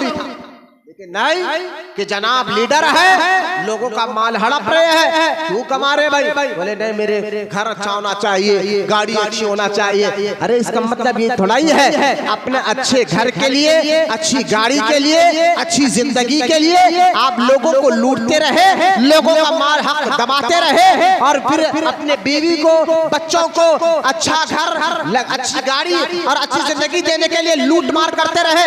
आप क्या जवाब देंगे? तो मैं तो नमाज पढ़ लो ना, मैं तो नमाज पढ़ लो ना।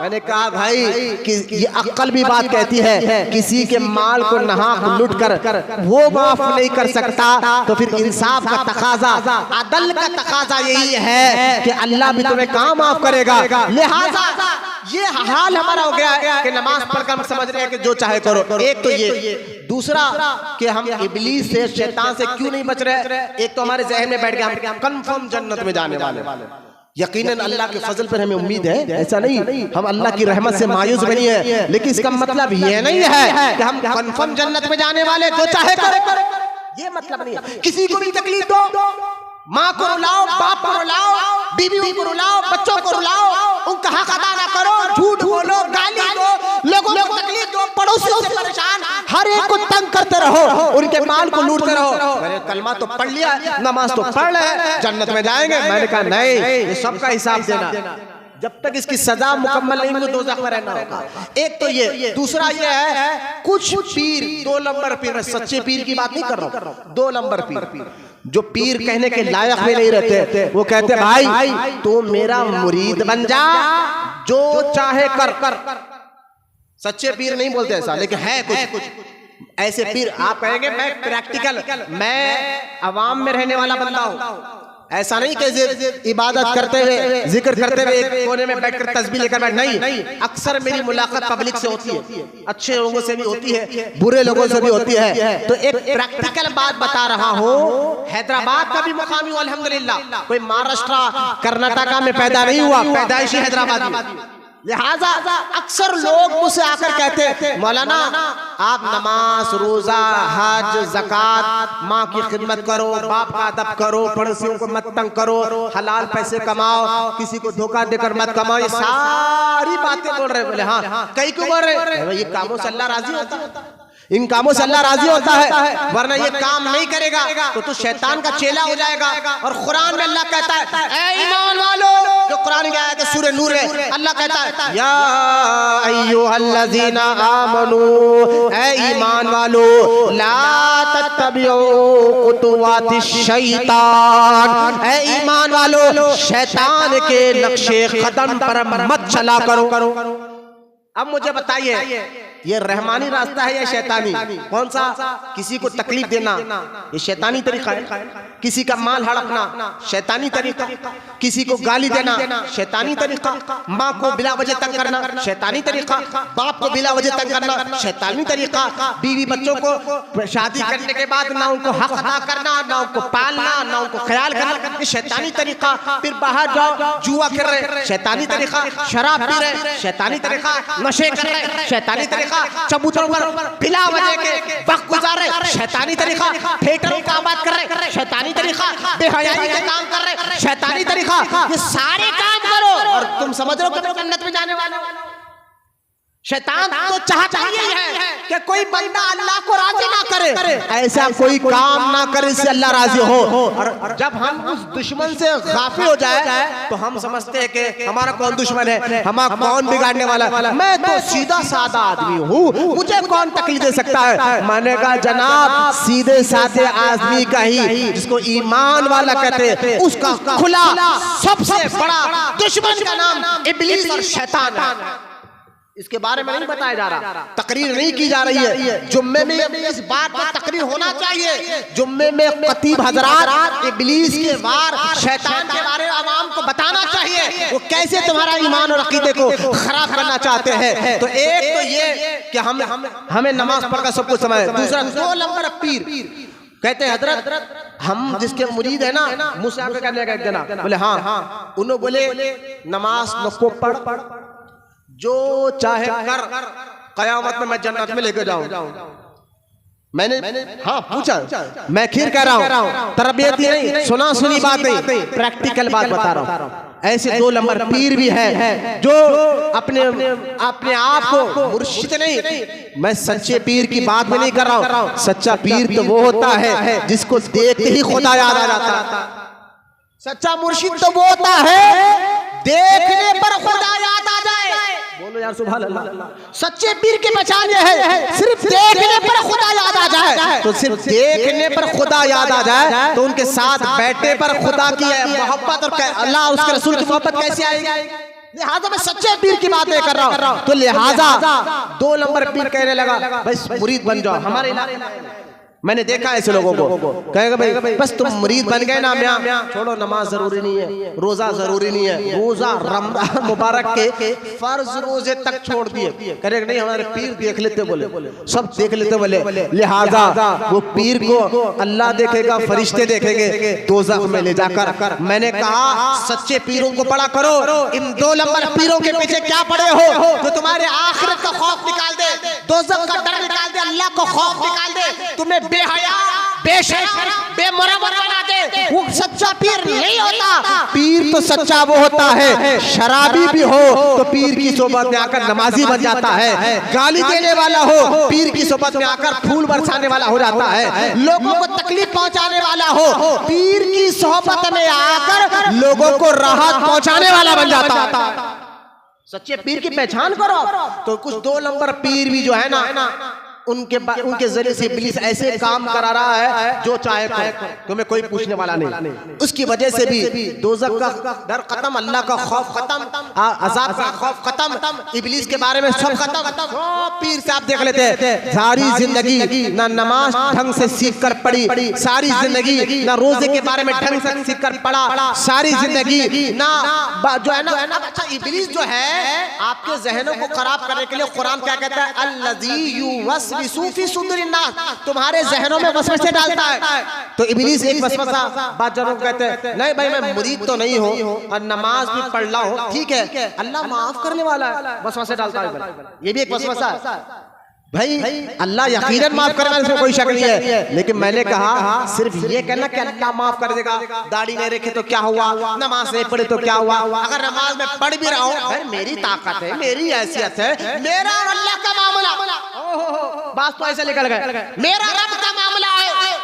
जब किसी हमने कहा भाई आप इबादत सीख कर पढ़ो, नमाज सीखना है, रोजे के बारे में सीखना है, बीवी बच्चों के हुकूक सीखना है, औलाद के हुकूक के बारे में सीखना है, ये इस्लाम है, ये दीन है। ना ना ना ना मौलाना ये मेरा अल्लाह का मामला है, छोड़ो आप कौन होते बोलने वाले, मैं सब सीखने की जरूरत नहीं है। मतलब ये है मैं जो चाहूँ करूँगा, अल्लाह मुझे जन्नत भेजेगा ही भेजेगा। मैंने कहा ये रहमानी नहीं शैतानी वसवसा जो तुम्हारे वसवसा डाला। छोड़ क्या मौलवियों की बात सुन रहा है, क्या कुरान की बात सुन रहा है, क्या हदीस की बात। मन चाही जिंदगी गुजार, रब चाही जिंदगी नहीं। तो याद रखे मन चाही जिंदगी गुजारने वाला शैतान के तरीके पर होता है, जो रब चाही जिंदगी गुजारता है वो रहमान के तरीके पर होता है।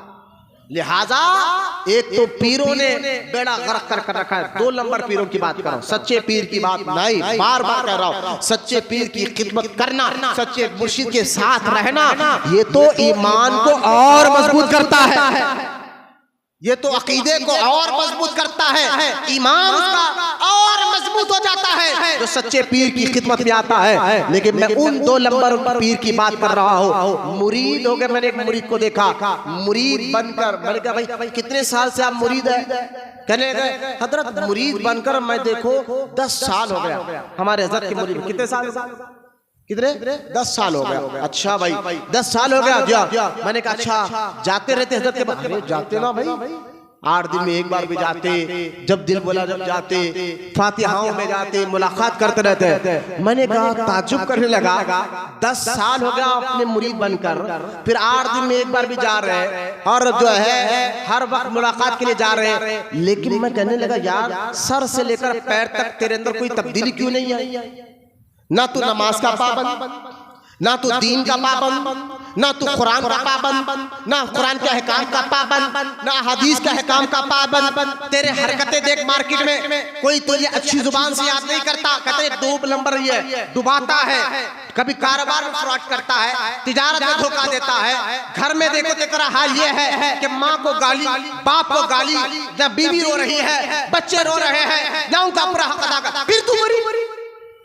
फिर तू पीर के पास जाने वाला नहीं। हमारे पीर बोले बस हदिया देते रहो, जेब गरम करते रहो, जो चाहे करो मैं देख लूंगा, जो चाहे करो मैंने कहा ये भाई ये 2 नंबर पीर हो सकता है, सच्चा और हकीकी मुर्शिद नहीं हो सकता है। सच्चा हकीकी मुर्शिद तो वो होता है जिसके संगत आने वाला, जिसके साथ आकर, जिसकी सोबत में बैठकर बंदा टोटल बदल कर अल्लाह उसके रसूल का महबूब बन जाता है।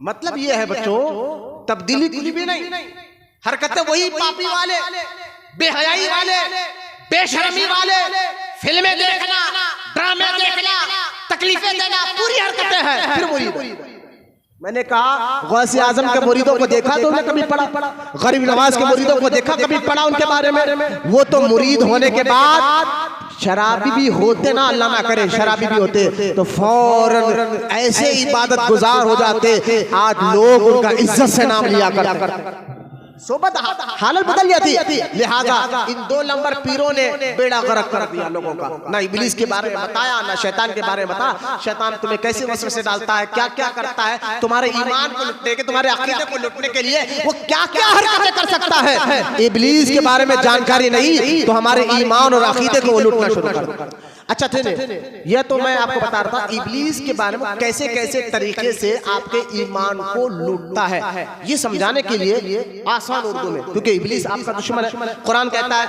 इब्लीस क्या क्या करता है, तो कुरान कहता है सूरह नूर में इब्लीस क्या क्या करता है। अच्छा सूरह नूर की तो आयत मैंने पढ़ी है, आइए मैं सूरह हश्र की एक आयत मुबारक पढ़ता हूँ, बोले मोहब्बत से सुभान अल्लाह। सूरह हश्र की एक आयत पढ़ता हूँ, इब्लीस तुम्हें क्या कर कर छोड़ता है, ये अल्लाह कुरान में कह रहा है, कोई किस्सा कहानी नहीं है भाई, ये कुरान की आयत आपको सुना रहा हूँ। कुरान से पूछते हैं कि इब्लीस तुम्हें क्या कर कर छोड़ता है, तुम्हें क्या बनाकर छोड़ता है, तो अल्लाह कुरान में कह रहा है, कोई किस्सा नहीं है, कोई कहानी नहीं है जो मैं आपको सुना रहा हूँ, कुरान।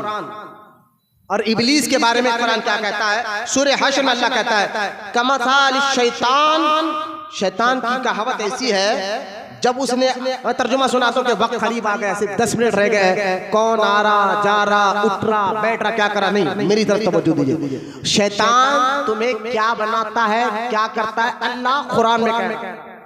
अब देखिए अल्लाह कुरान में कहता है शैतान, अब मैं तर्जुमा सुना रहा हूँ, शैतान की कहावत ऐसी है, जब उसने आदमी से कहा कुफ्र कर, शैतान क्या करता है आदमी को, छोड़िए काम कर कुफ्र कर, गलत काम कर, कुफ्र कर।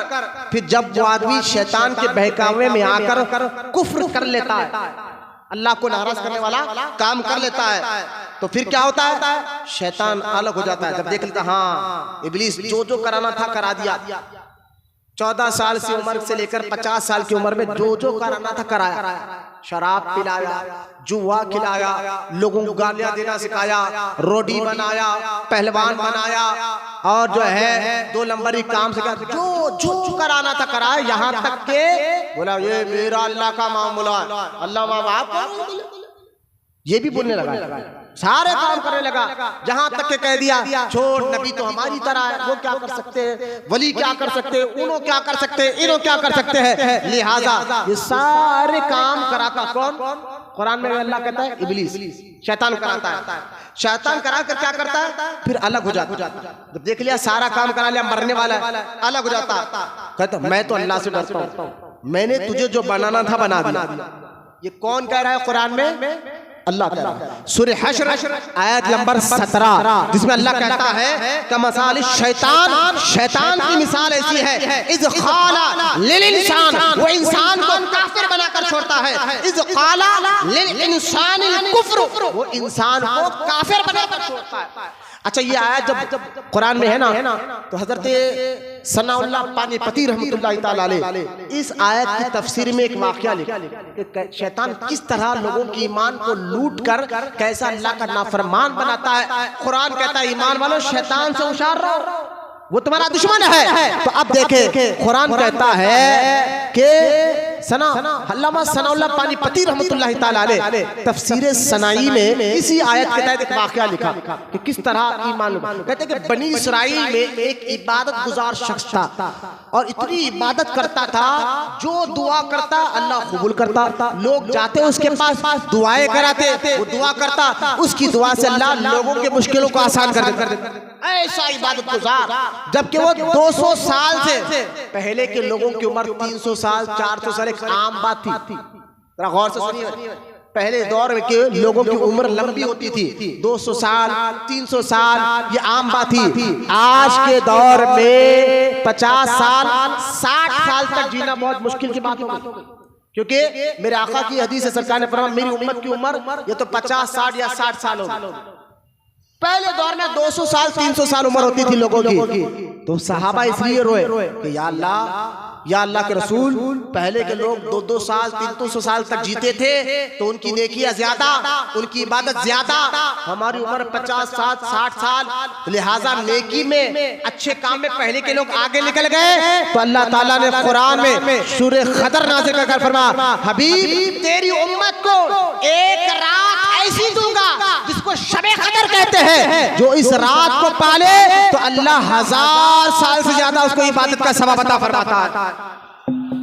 यानी अल्लाह का फजल थे, हुजूर की उम्मत से मोहब्बत देखे। तो खैर पहले के लोगों की उम्र लंबी होती थी, 200 साल से इबादत कर रहा। हम तो 1 साल से नमाज पढ़ ले तो अपने आप में कुछ नहीं है, वो 200 साल से इबादत कर रहा था। इब्लीस जो है, हदीस में आता है रोज असर की बात इब्लीस जो है एक समंदर के किनारे तख्त पर बैठकर अपने चेलों को बुलाता है, तुम क्या कर रहे, तुम क्या कर रहे। हदीस है ये, कोई किस्सा कहानी नहीं। गौर से सुने, हंसना बेचैना बंद करे, मेरे एक बात पर गौर करें। 10 मिनट रह गए, 5 मिनट रह गए, मैं बात खत्म करना चाहता हूँ। लिहाजा इब्लीस ने अपने चेलों को बुलाकर कहा, ये जो बनी इस्राइल का इबादत गुजार, बोले हाँ इतने साल से अल्लाह की इबादत कर रहा, इसको कौन भटकाएगा, इसको ईमान से कौन हटाएगा। एक इब्लीस का चेला बोला, सबने तो कोशिश कर ली है, मुझे इजाजत दीजिए मैं इसका काम करता हूँ। बोले ठीक है, तुझे इजाजत, जो करना है कर। अब क्या किया उस चेले ने, इब्लीस के चेले शैतान ने क्या किया, उसी इलाके के जो बादशाह था, बादशाह की बेटी के जिस्म में घुस गया। गौर से सुने, ये तफसीर में वाक़या आया है, तफसीर सनाई में। जो अहले इल्म है इस किताब की मजबूती को जानते हैं, जो मैं वाक़या सुना रहा हूं, कोई किस्सा नहीं है, वाक़या मजबूत है। गौर से सुने, कुरान कहता है शैतान तुम्हें काफिर बनाकर छोड़ता है। कैसे बस, लिहाजा तफसीर सनाई में आता है कि इब्लीस जो है उस बादशाह की बेटी के जिस्म में घुस गया और अजीब अजीब पागल हरकतें करना शुरू कर दिया। अब डॉक्टरों के पास, उस दौर के हकीमों के पास बता कि इलाज नहीं हुआ, तो इब्लीस क्या करा, इंसानी शक्ल में उस बादशाह के महल के पास गया और जाकर बादशाह से कहने लगा, बादशाह तुम्हारी बेटी बीमार है। जबकि यही था वो जो बेटी के अंदर घुसकर तंग कर रहा था। इंसान बनकर भी यही चाहा। सोचते जाइए इब्लीस क्या क्या कर सकता है। कुरान कहता है ये तुम्हारा खुला दुश्मन है। तो इब्लीस इंसान बनकर आया, कहने लगा आपकी बेटी बीमार है। बोले हाँ बहुत बीमार है, सब डॉक्टरों को बताओ, कहीं इलाज नहीं हो रहा। एक काम करिए, अपनी बेटी को, वो जो इबादत गुजार बंदा है ना तुम्हारे, बोले हाँ उसके पास ले जाए, उसकी दुआ से सेहत हो जाए। कभी कभी इब्लीस क्या करता, लोगों को भटकाने के लिए भी अच्छे काम करा लेता, लेकिन हम समझते नहीं बात को। लिहाजा इब्लीस के बहकावे में आकर बादशाह ने अपनी बेटी को ले जाकर उनसे दुआ कराई, दुआ मांगी, तो था इब्लीस दूर हट गया, सेहत हो गई, खुश हो गया बादशाह, मेरी बेटी ठीक हो, वापस आए। कुछ दिन के बाद फिर इब्लीस घुसा। देखिए कैसा है इब्लीस, लोगों के ईमान को खराब करता है। फिर घुसा और फिर बादशाह क्या करा, बेटी को लेकर गया और जाने लगा। इब्लीस कहने लगा इंसान शक्ल में एक काम करो, कुछ थोड़े दिन जो है आप बेटी को उसके खानखान में छोड़ दो, उसके पास छोड़ दो, ताकि उसकी सेहत हो जाए, उसके बाद अपने घर ला लेना। तो बादशाह ने कहा वो बड़ा नेक आदमी नहीं मानेगा, आजिज़ी करो, इनकिसारी करो, उसे हाथ जोड़ो, पैर पड़ो, कहो कि मेरी बेटी को थोड़े दिन रख ले, नेक आदमी है, बदमाश आदमी नहीं, अच्छा आदमी है, सारा मोहल्ला गवाही देता, इबादत गुजार है, कुछ गलत काम नहीं करेगा, छोड़ कर आओ। बादशाह गया, बेटी की हालत को देखकर आजिज़ी करने लगा, कहने लगा कुछ दिन रख लीजिए, कुछ दिन रख लीजिए। बड़ी मुश्किल से वो बंदा मान गया, ठीक है कुछ दिन में रख ले, वहाँ रूम दे दिया। कुछ दिन के बाद इब्लीस क्या करा, इसी इबादत गुजार देख कैसे खूबसूरत है, अब नजर पड़ी, नीयत खराब हुई, गलत काम हो गया। जब गलत काम हो गया इब्लीस आकर, अरे ये क्या कर दिया तूने, अब तो तुझे बादशाह छोड़ेगा नहीं, एक काम कर इसको मार दे और कत्ल करके दफन दे। अगर बादशाह आकर पूछे कहाँ है मेरी बेटी तो कहना बीमार तो थी, मर गई, मैंने दफना दिया। तू नेक आदमी भी है, बादशाह इनकार भी नहीं करेगा, अच्छा गुमान करेगा। उसने कहा ये बात तो सही है। उस इबादत गुजार ने क्या किया, उस शख्स को यानी उस लड़की को मार दिया, कत्ल कर दिया, दफन कर दिया। कुछ दिन के बाद बादशाह आया, कहा मेरी बेटी का है, कहा भाई तुम्हारी बेटी तो थी बीमार, मर गई, लिहाजा मैंने उसको दफन कर दिया है। तो बादशाह रोया धोया और मानता भी था नेक आदमी, अच्छा अच्छा यूज करा होगा, कुछ गलत हुआ भी नहीं होगा। लिहाजा बादशाह घर जाने लगा, रास्ते में वही इब्लीस इंसान मगर का, आपको मालूम है क्या हुआ, और क्या ऐसा ऐसा वाकया हुआ और ऐसा तुम्हारी बेटी को मार दिया गया, कत्ल कर दिया गया। अब बादशाह वापस आया, खोद कर जिस्म को निकाला गया, मार के निशान थे, कत्ल के निशान थे। बादशाह ने बहुत गुस्से में आकर कहा अब इस बदबख्त को फांसी पे चढ़ाया जाए, लिहाजा फांसी के तख्ते पर लटका दिया। इब्लीस जब भी करीब आया आकर कहने लगा अरे रे रे रे बहुत बुरा होगा तुम्हारा संगत, एक काम कर, बोले क्या, अगर तू मेरे को सजदा कर ले। कैसा कैसा आकर इब्लीस भटकाता, इब्लीस के बारे में जानते नहीं है, हमें तरह तरह के वसवसे डाल, तू मुझे सजदा कर लेना, मैं तेरी जान बचा तेरे को यहाँ अभी बचाऊंगा। इसलिए कभी वसवसे डालकर ये गलत काम कर ले, कौन देख रहा, कर ले। मैंने कहा छोड़ो, थोड़ा गलत काम करे क्या कर। इब्लीस कहने लगा कि मुझे सजदा कर ले, मैं बचा लूंगा। तो उस नौजवान ने कहा जो इबादत गुजार था, 200 साल तक अल्लाह की इबादत कर रहा था, उसने कहा फांसी का फंदा गले में है, सजदा कैसे करो तुझे, कहा सर के इशारे से कर, यूं यूं इशारा कर मैं मान लूंगा। उसने अल्लाह को छोड़कर उसको माबूद बनाया, फौरन सजदा किया। इब्लीस कहने लगा मैं तो चाह रही था कि तेरा ईमान बर्बाद हो, तेरी इबादत बर्बाद हो। अब मैं अल्लाह की पनाह, मैं अल्लाह से डरता हूँ, तू कौन है मैं पहचानता भी नहीं। बस इस तरह उसके ईमान, उसके अकीदे को लूटा गया और वो दोज़ख में गया। अब इस वाक़े से बताने का मकसद ये है कि इब्लीस कैसे कैसे वसवसे डालकर आपका ईमान और अकीदे को लूटना चाहता है। अगर आप सवाल ये करें मौलाना इब्लीस ये कर सकता है, कुरान में अल्लाह कह रहा है वो तुम्हारा दुश्मन है, फिर हमें वो दिखता नहीं, हम बच्चे कैसा, अल्लाह की पनाह में कैसे आ जाए, अल्लाह की पनाह कैसे आ जाए। देखो भाई बचने के लिए भी एक तरीका है दुनिया में, जो जितना बड़ा ताकतवर हो, अगर आपका दुश्मन सामने वाला बहुत पावरफुल हो, ताकत वाला हो, तो आप क्या करते, उससे बड़े ताकतवर को तलाश कर बचने के लिए, दुश्मन से बचने के लिए क्या करते हैं, कमजोर के पास नहीं जाते, उससे बड़े ताकतवर के पास जाते हैं, ताकि जो है मैं उससे बचूं। कमजोर को यकीन नहीं होता यार उसके बचा होने वाले का, भाई मैं खुद उसका सामने कमजोर हूं, तुझे क्या बचाऊंगा। तो अक्ल भी कहती है दुश्मन जितना ताकतवर हो उससे बड़े ताकतवर के पास जाओ और उससे कहो मेरी मदद कर। तो मेरे कहने का मिसाल देकर आपको ये समझाना चाहता हूँ, अगर आप कहेंगे मौलाना इब्लीस हमें इस तरह के ख्यालात डालकर भटकाता है, शराब पीने लगाता है, जुआ खेलने लगाता है, माँ को बाप को रिश्तेदार को गाली देने लगाता है, हराम काम करने लगाता है, बच्चे कैसा। तो अल्लाह कहता है मेरे बंदो मेरी रहमत माँ से भी ज्यादा है, जैसा माँ मोहब्बत करती है बच्चों से, अल्लाह की रहमत कई ज्यादा अपने बंदों से मोहब्बत करती है। अल्लाह कहता है मैं बताता हूँ तुम्हें उससे बचे कैसा जाएगा। तो कुरान में अल्लाह कहता है बस तुम ये कहो अल्लाह हम तेरी पनाह चाहते हैं शैतान मरदूद से। अब मुझे बताइए कुरान में जब अल्लाह कहता है तुम मेरी पनाह में आ जाओ, बोले ना सुभान अल्लाह, तुम मेरी पनाह में आ जाओ, जो मेरी पनाह में आ जाता है अल्लाह कहता है वो मेरी पनाह में आ गया तो फिर उसकी जान और माल की हिफाजत हो जाती है। अब आप गौर करिए अल्लाह से बड़ा ताकतवर कौन, तो लिहाजा इब्लीस की बात ख्याल जब भी गलत वसवसे आए, औज़ बिल्लाह अल्लाह मैं तेरी पनाह में आना चाहता हूँ, औज़ बिल्लाह अल्लाह तू मुझे अपनी पनाह में रख। इसलिए अल्लाह के रसूल सल्लल्लाहु तआला अलैहि वसल्लम ने अपनी उम्मत को तरबियत देने के लिए एक बार नहीं बार-बार ऐलान किया, लोगों अल्लाह की पनाह मांगते रहो। जो अल्लाह की पनाह में आ जाता है, अल्लज़ी युवस्विसु फी सुदूरिन नास, वो इब्लीस के वसवसों से और इब्लीस के वार से बच जाता। अल्लाह की पनाह में आ जाओ। इब्लीस से बचना है तो क्या करना है और बचा। अच्छा इब्लीस बैठा भी कहाँ है? अल्लाह से चैलेंज कर कर क्या बोला? सीधे रास्ते पर बैठे रहूंगा, जहाँ अच्छा रास्ता है जो तुझ तक जाता है, तुझको राजी करने, उसी रास्ते पर बैठा रहूंगा। जो भी सीधे रास्ते पर आएगा हटाऊंगा। और जो सीधे रास्ता क्या है? अच्छे काम, नेक काम। जब भी आए वसवसा आया, ये छोड़, ये करता रहा तो आगे नहीं बढ़ेगा, हलाल हलाल करता रहा तो आगे नहीं बढ़ेगा, वसवसा हलाल को छोड़, शराब पी के कमा, जुआ खेल के कमा, ये कर, धोखा दे, ये वसवसा आए तो औज़ बिल्लाह अल्लाह मैं तेरी पनाह में आना चाहता। अच्छा एक सवाल ये है फिर एक बार, मौलाना अल्लाह की पनाह हमें मिल जाए, अल्लाह की पनाह का ठिकाना मिल जाए, वो कहाँ? अल्लाह की पनाह में आना है तो औज़ बिल्लाह पढ़ने से अल्लाह की पनाह मिलेगी, लेकिन थोड़ा ठिकाना भी तो बताइए, कोई जरिया भी तो बताइए। तो गौर से सुने, गौर से सुने इस बात को, अल्लाह की पनाह आपको कैसे मिलेगी? तो अल्लाह ने अपनी पनाह देने के लिए जरिए बनाए।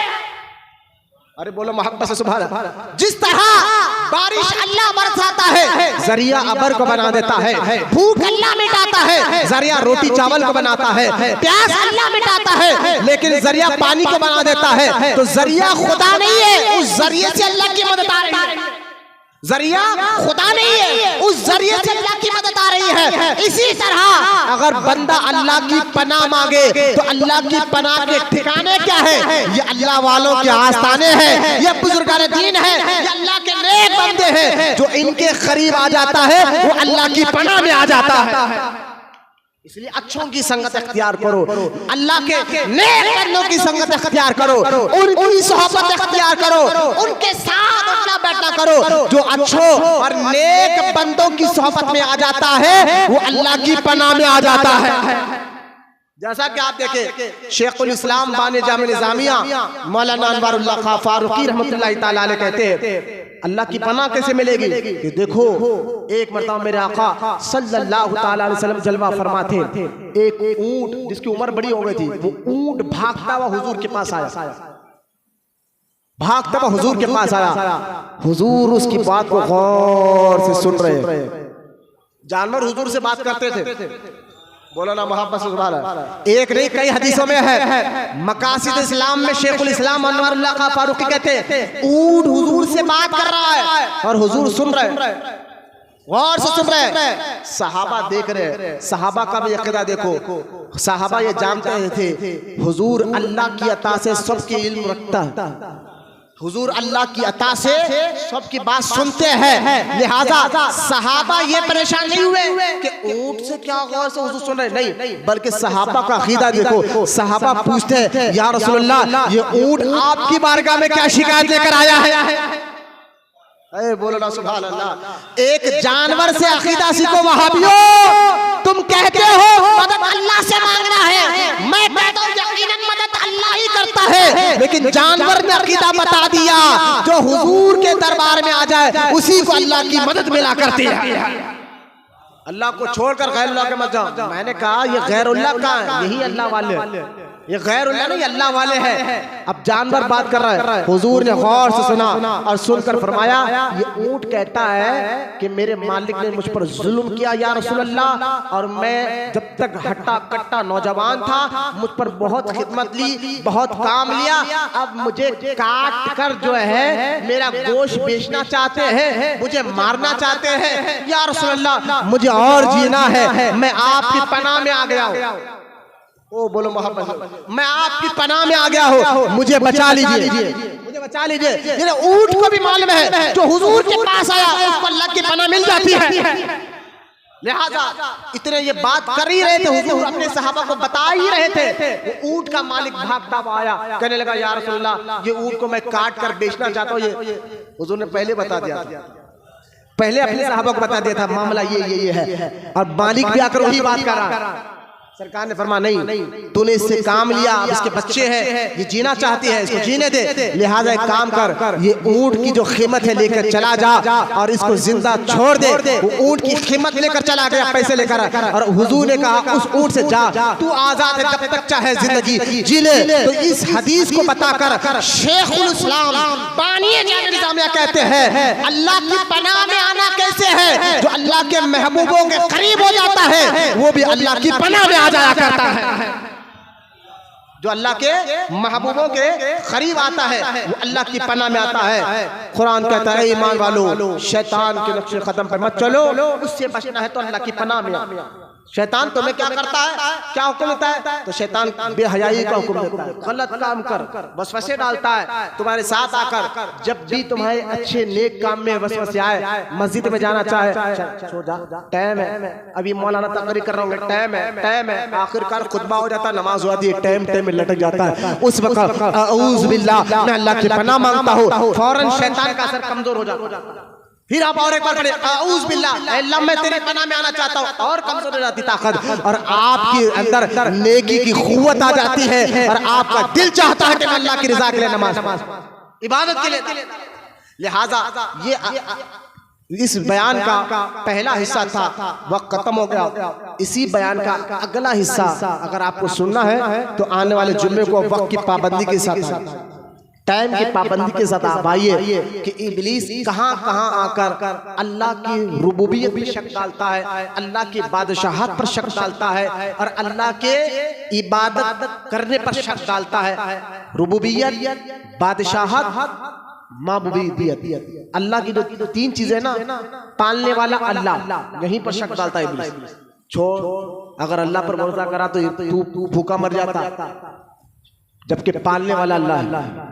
तो रुबूबियत पे शक डालता है, पहले वार करता है, ये काम कर, ये काम कर, ये काम कर, ये काम कर खूब पैसा कमा सकता। लिहाजा एक तो रुबूबियत पे शक डालता है, दूसरा उसकी बादशाहत पर शक डालता है, तीसरा छोड़ इबादत करने से क्या हो रहा, नमाज पढ़ने से क्या हो रहा, दाढ़ी रखने से क्या होता, ये क्या होता बोलने में इतना खराब कर देता, बंदा जिंदगी गुजार देता, ना नमाज सीखता, ना इबादत सीखता, ना अच्छे काम सीखता है। तो ये तीन चीजों पर शक डालकर हमारे ईमान और अकीदे को इब्लीस लूटता है। इसलिए कभी भी ऐसे गलत वसवसे हमारे जहन में आए, गलत काम के रास्ते पर इब्लीस बुलाए, वसवसे डाले, तो आपको पहले क्या करना है?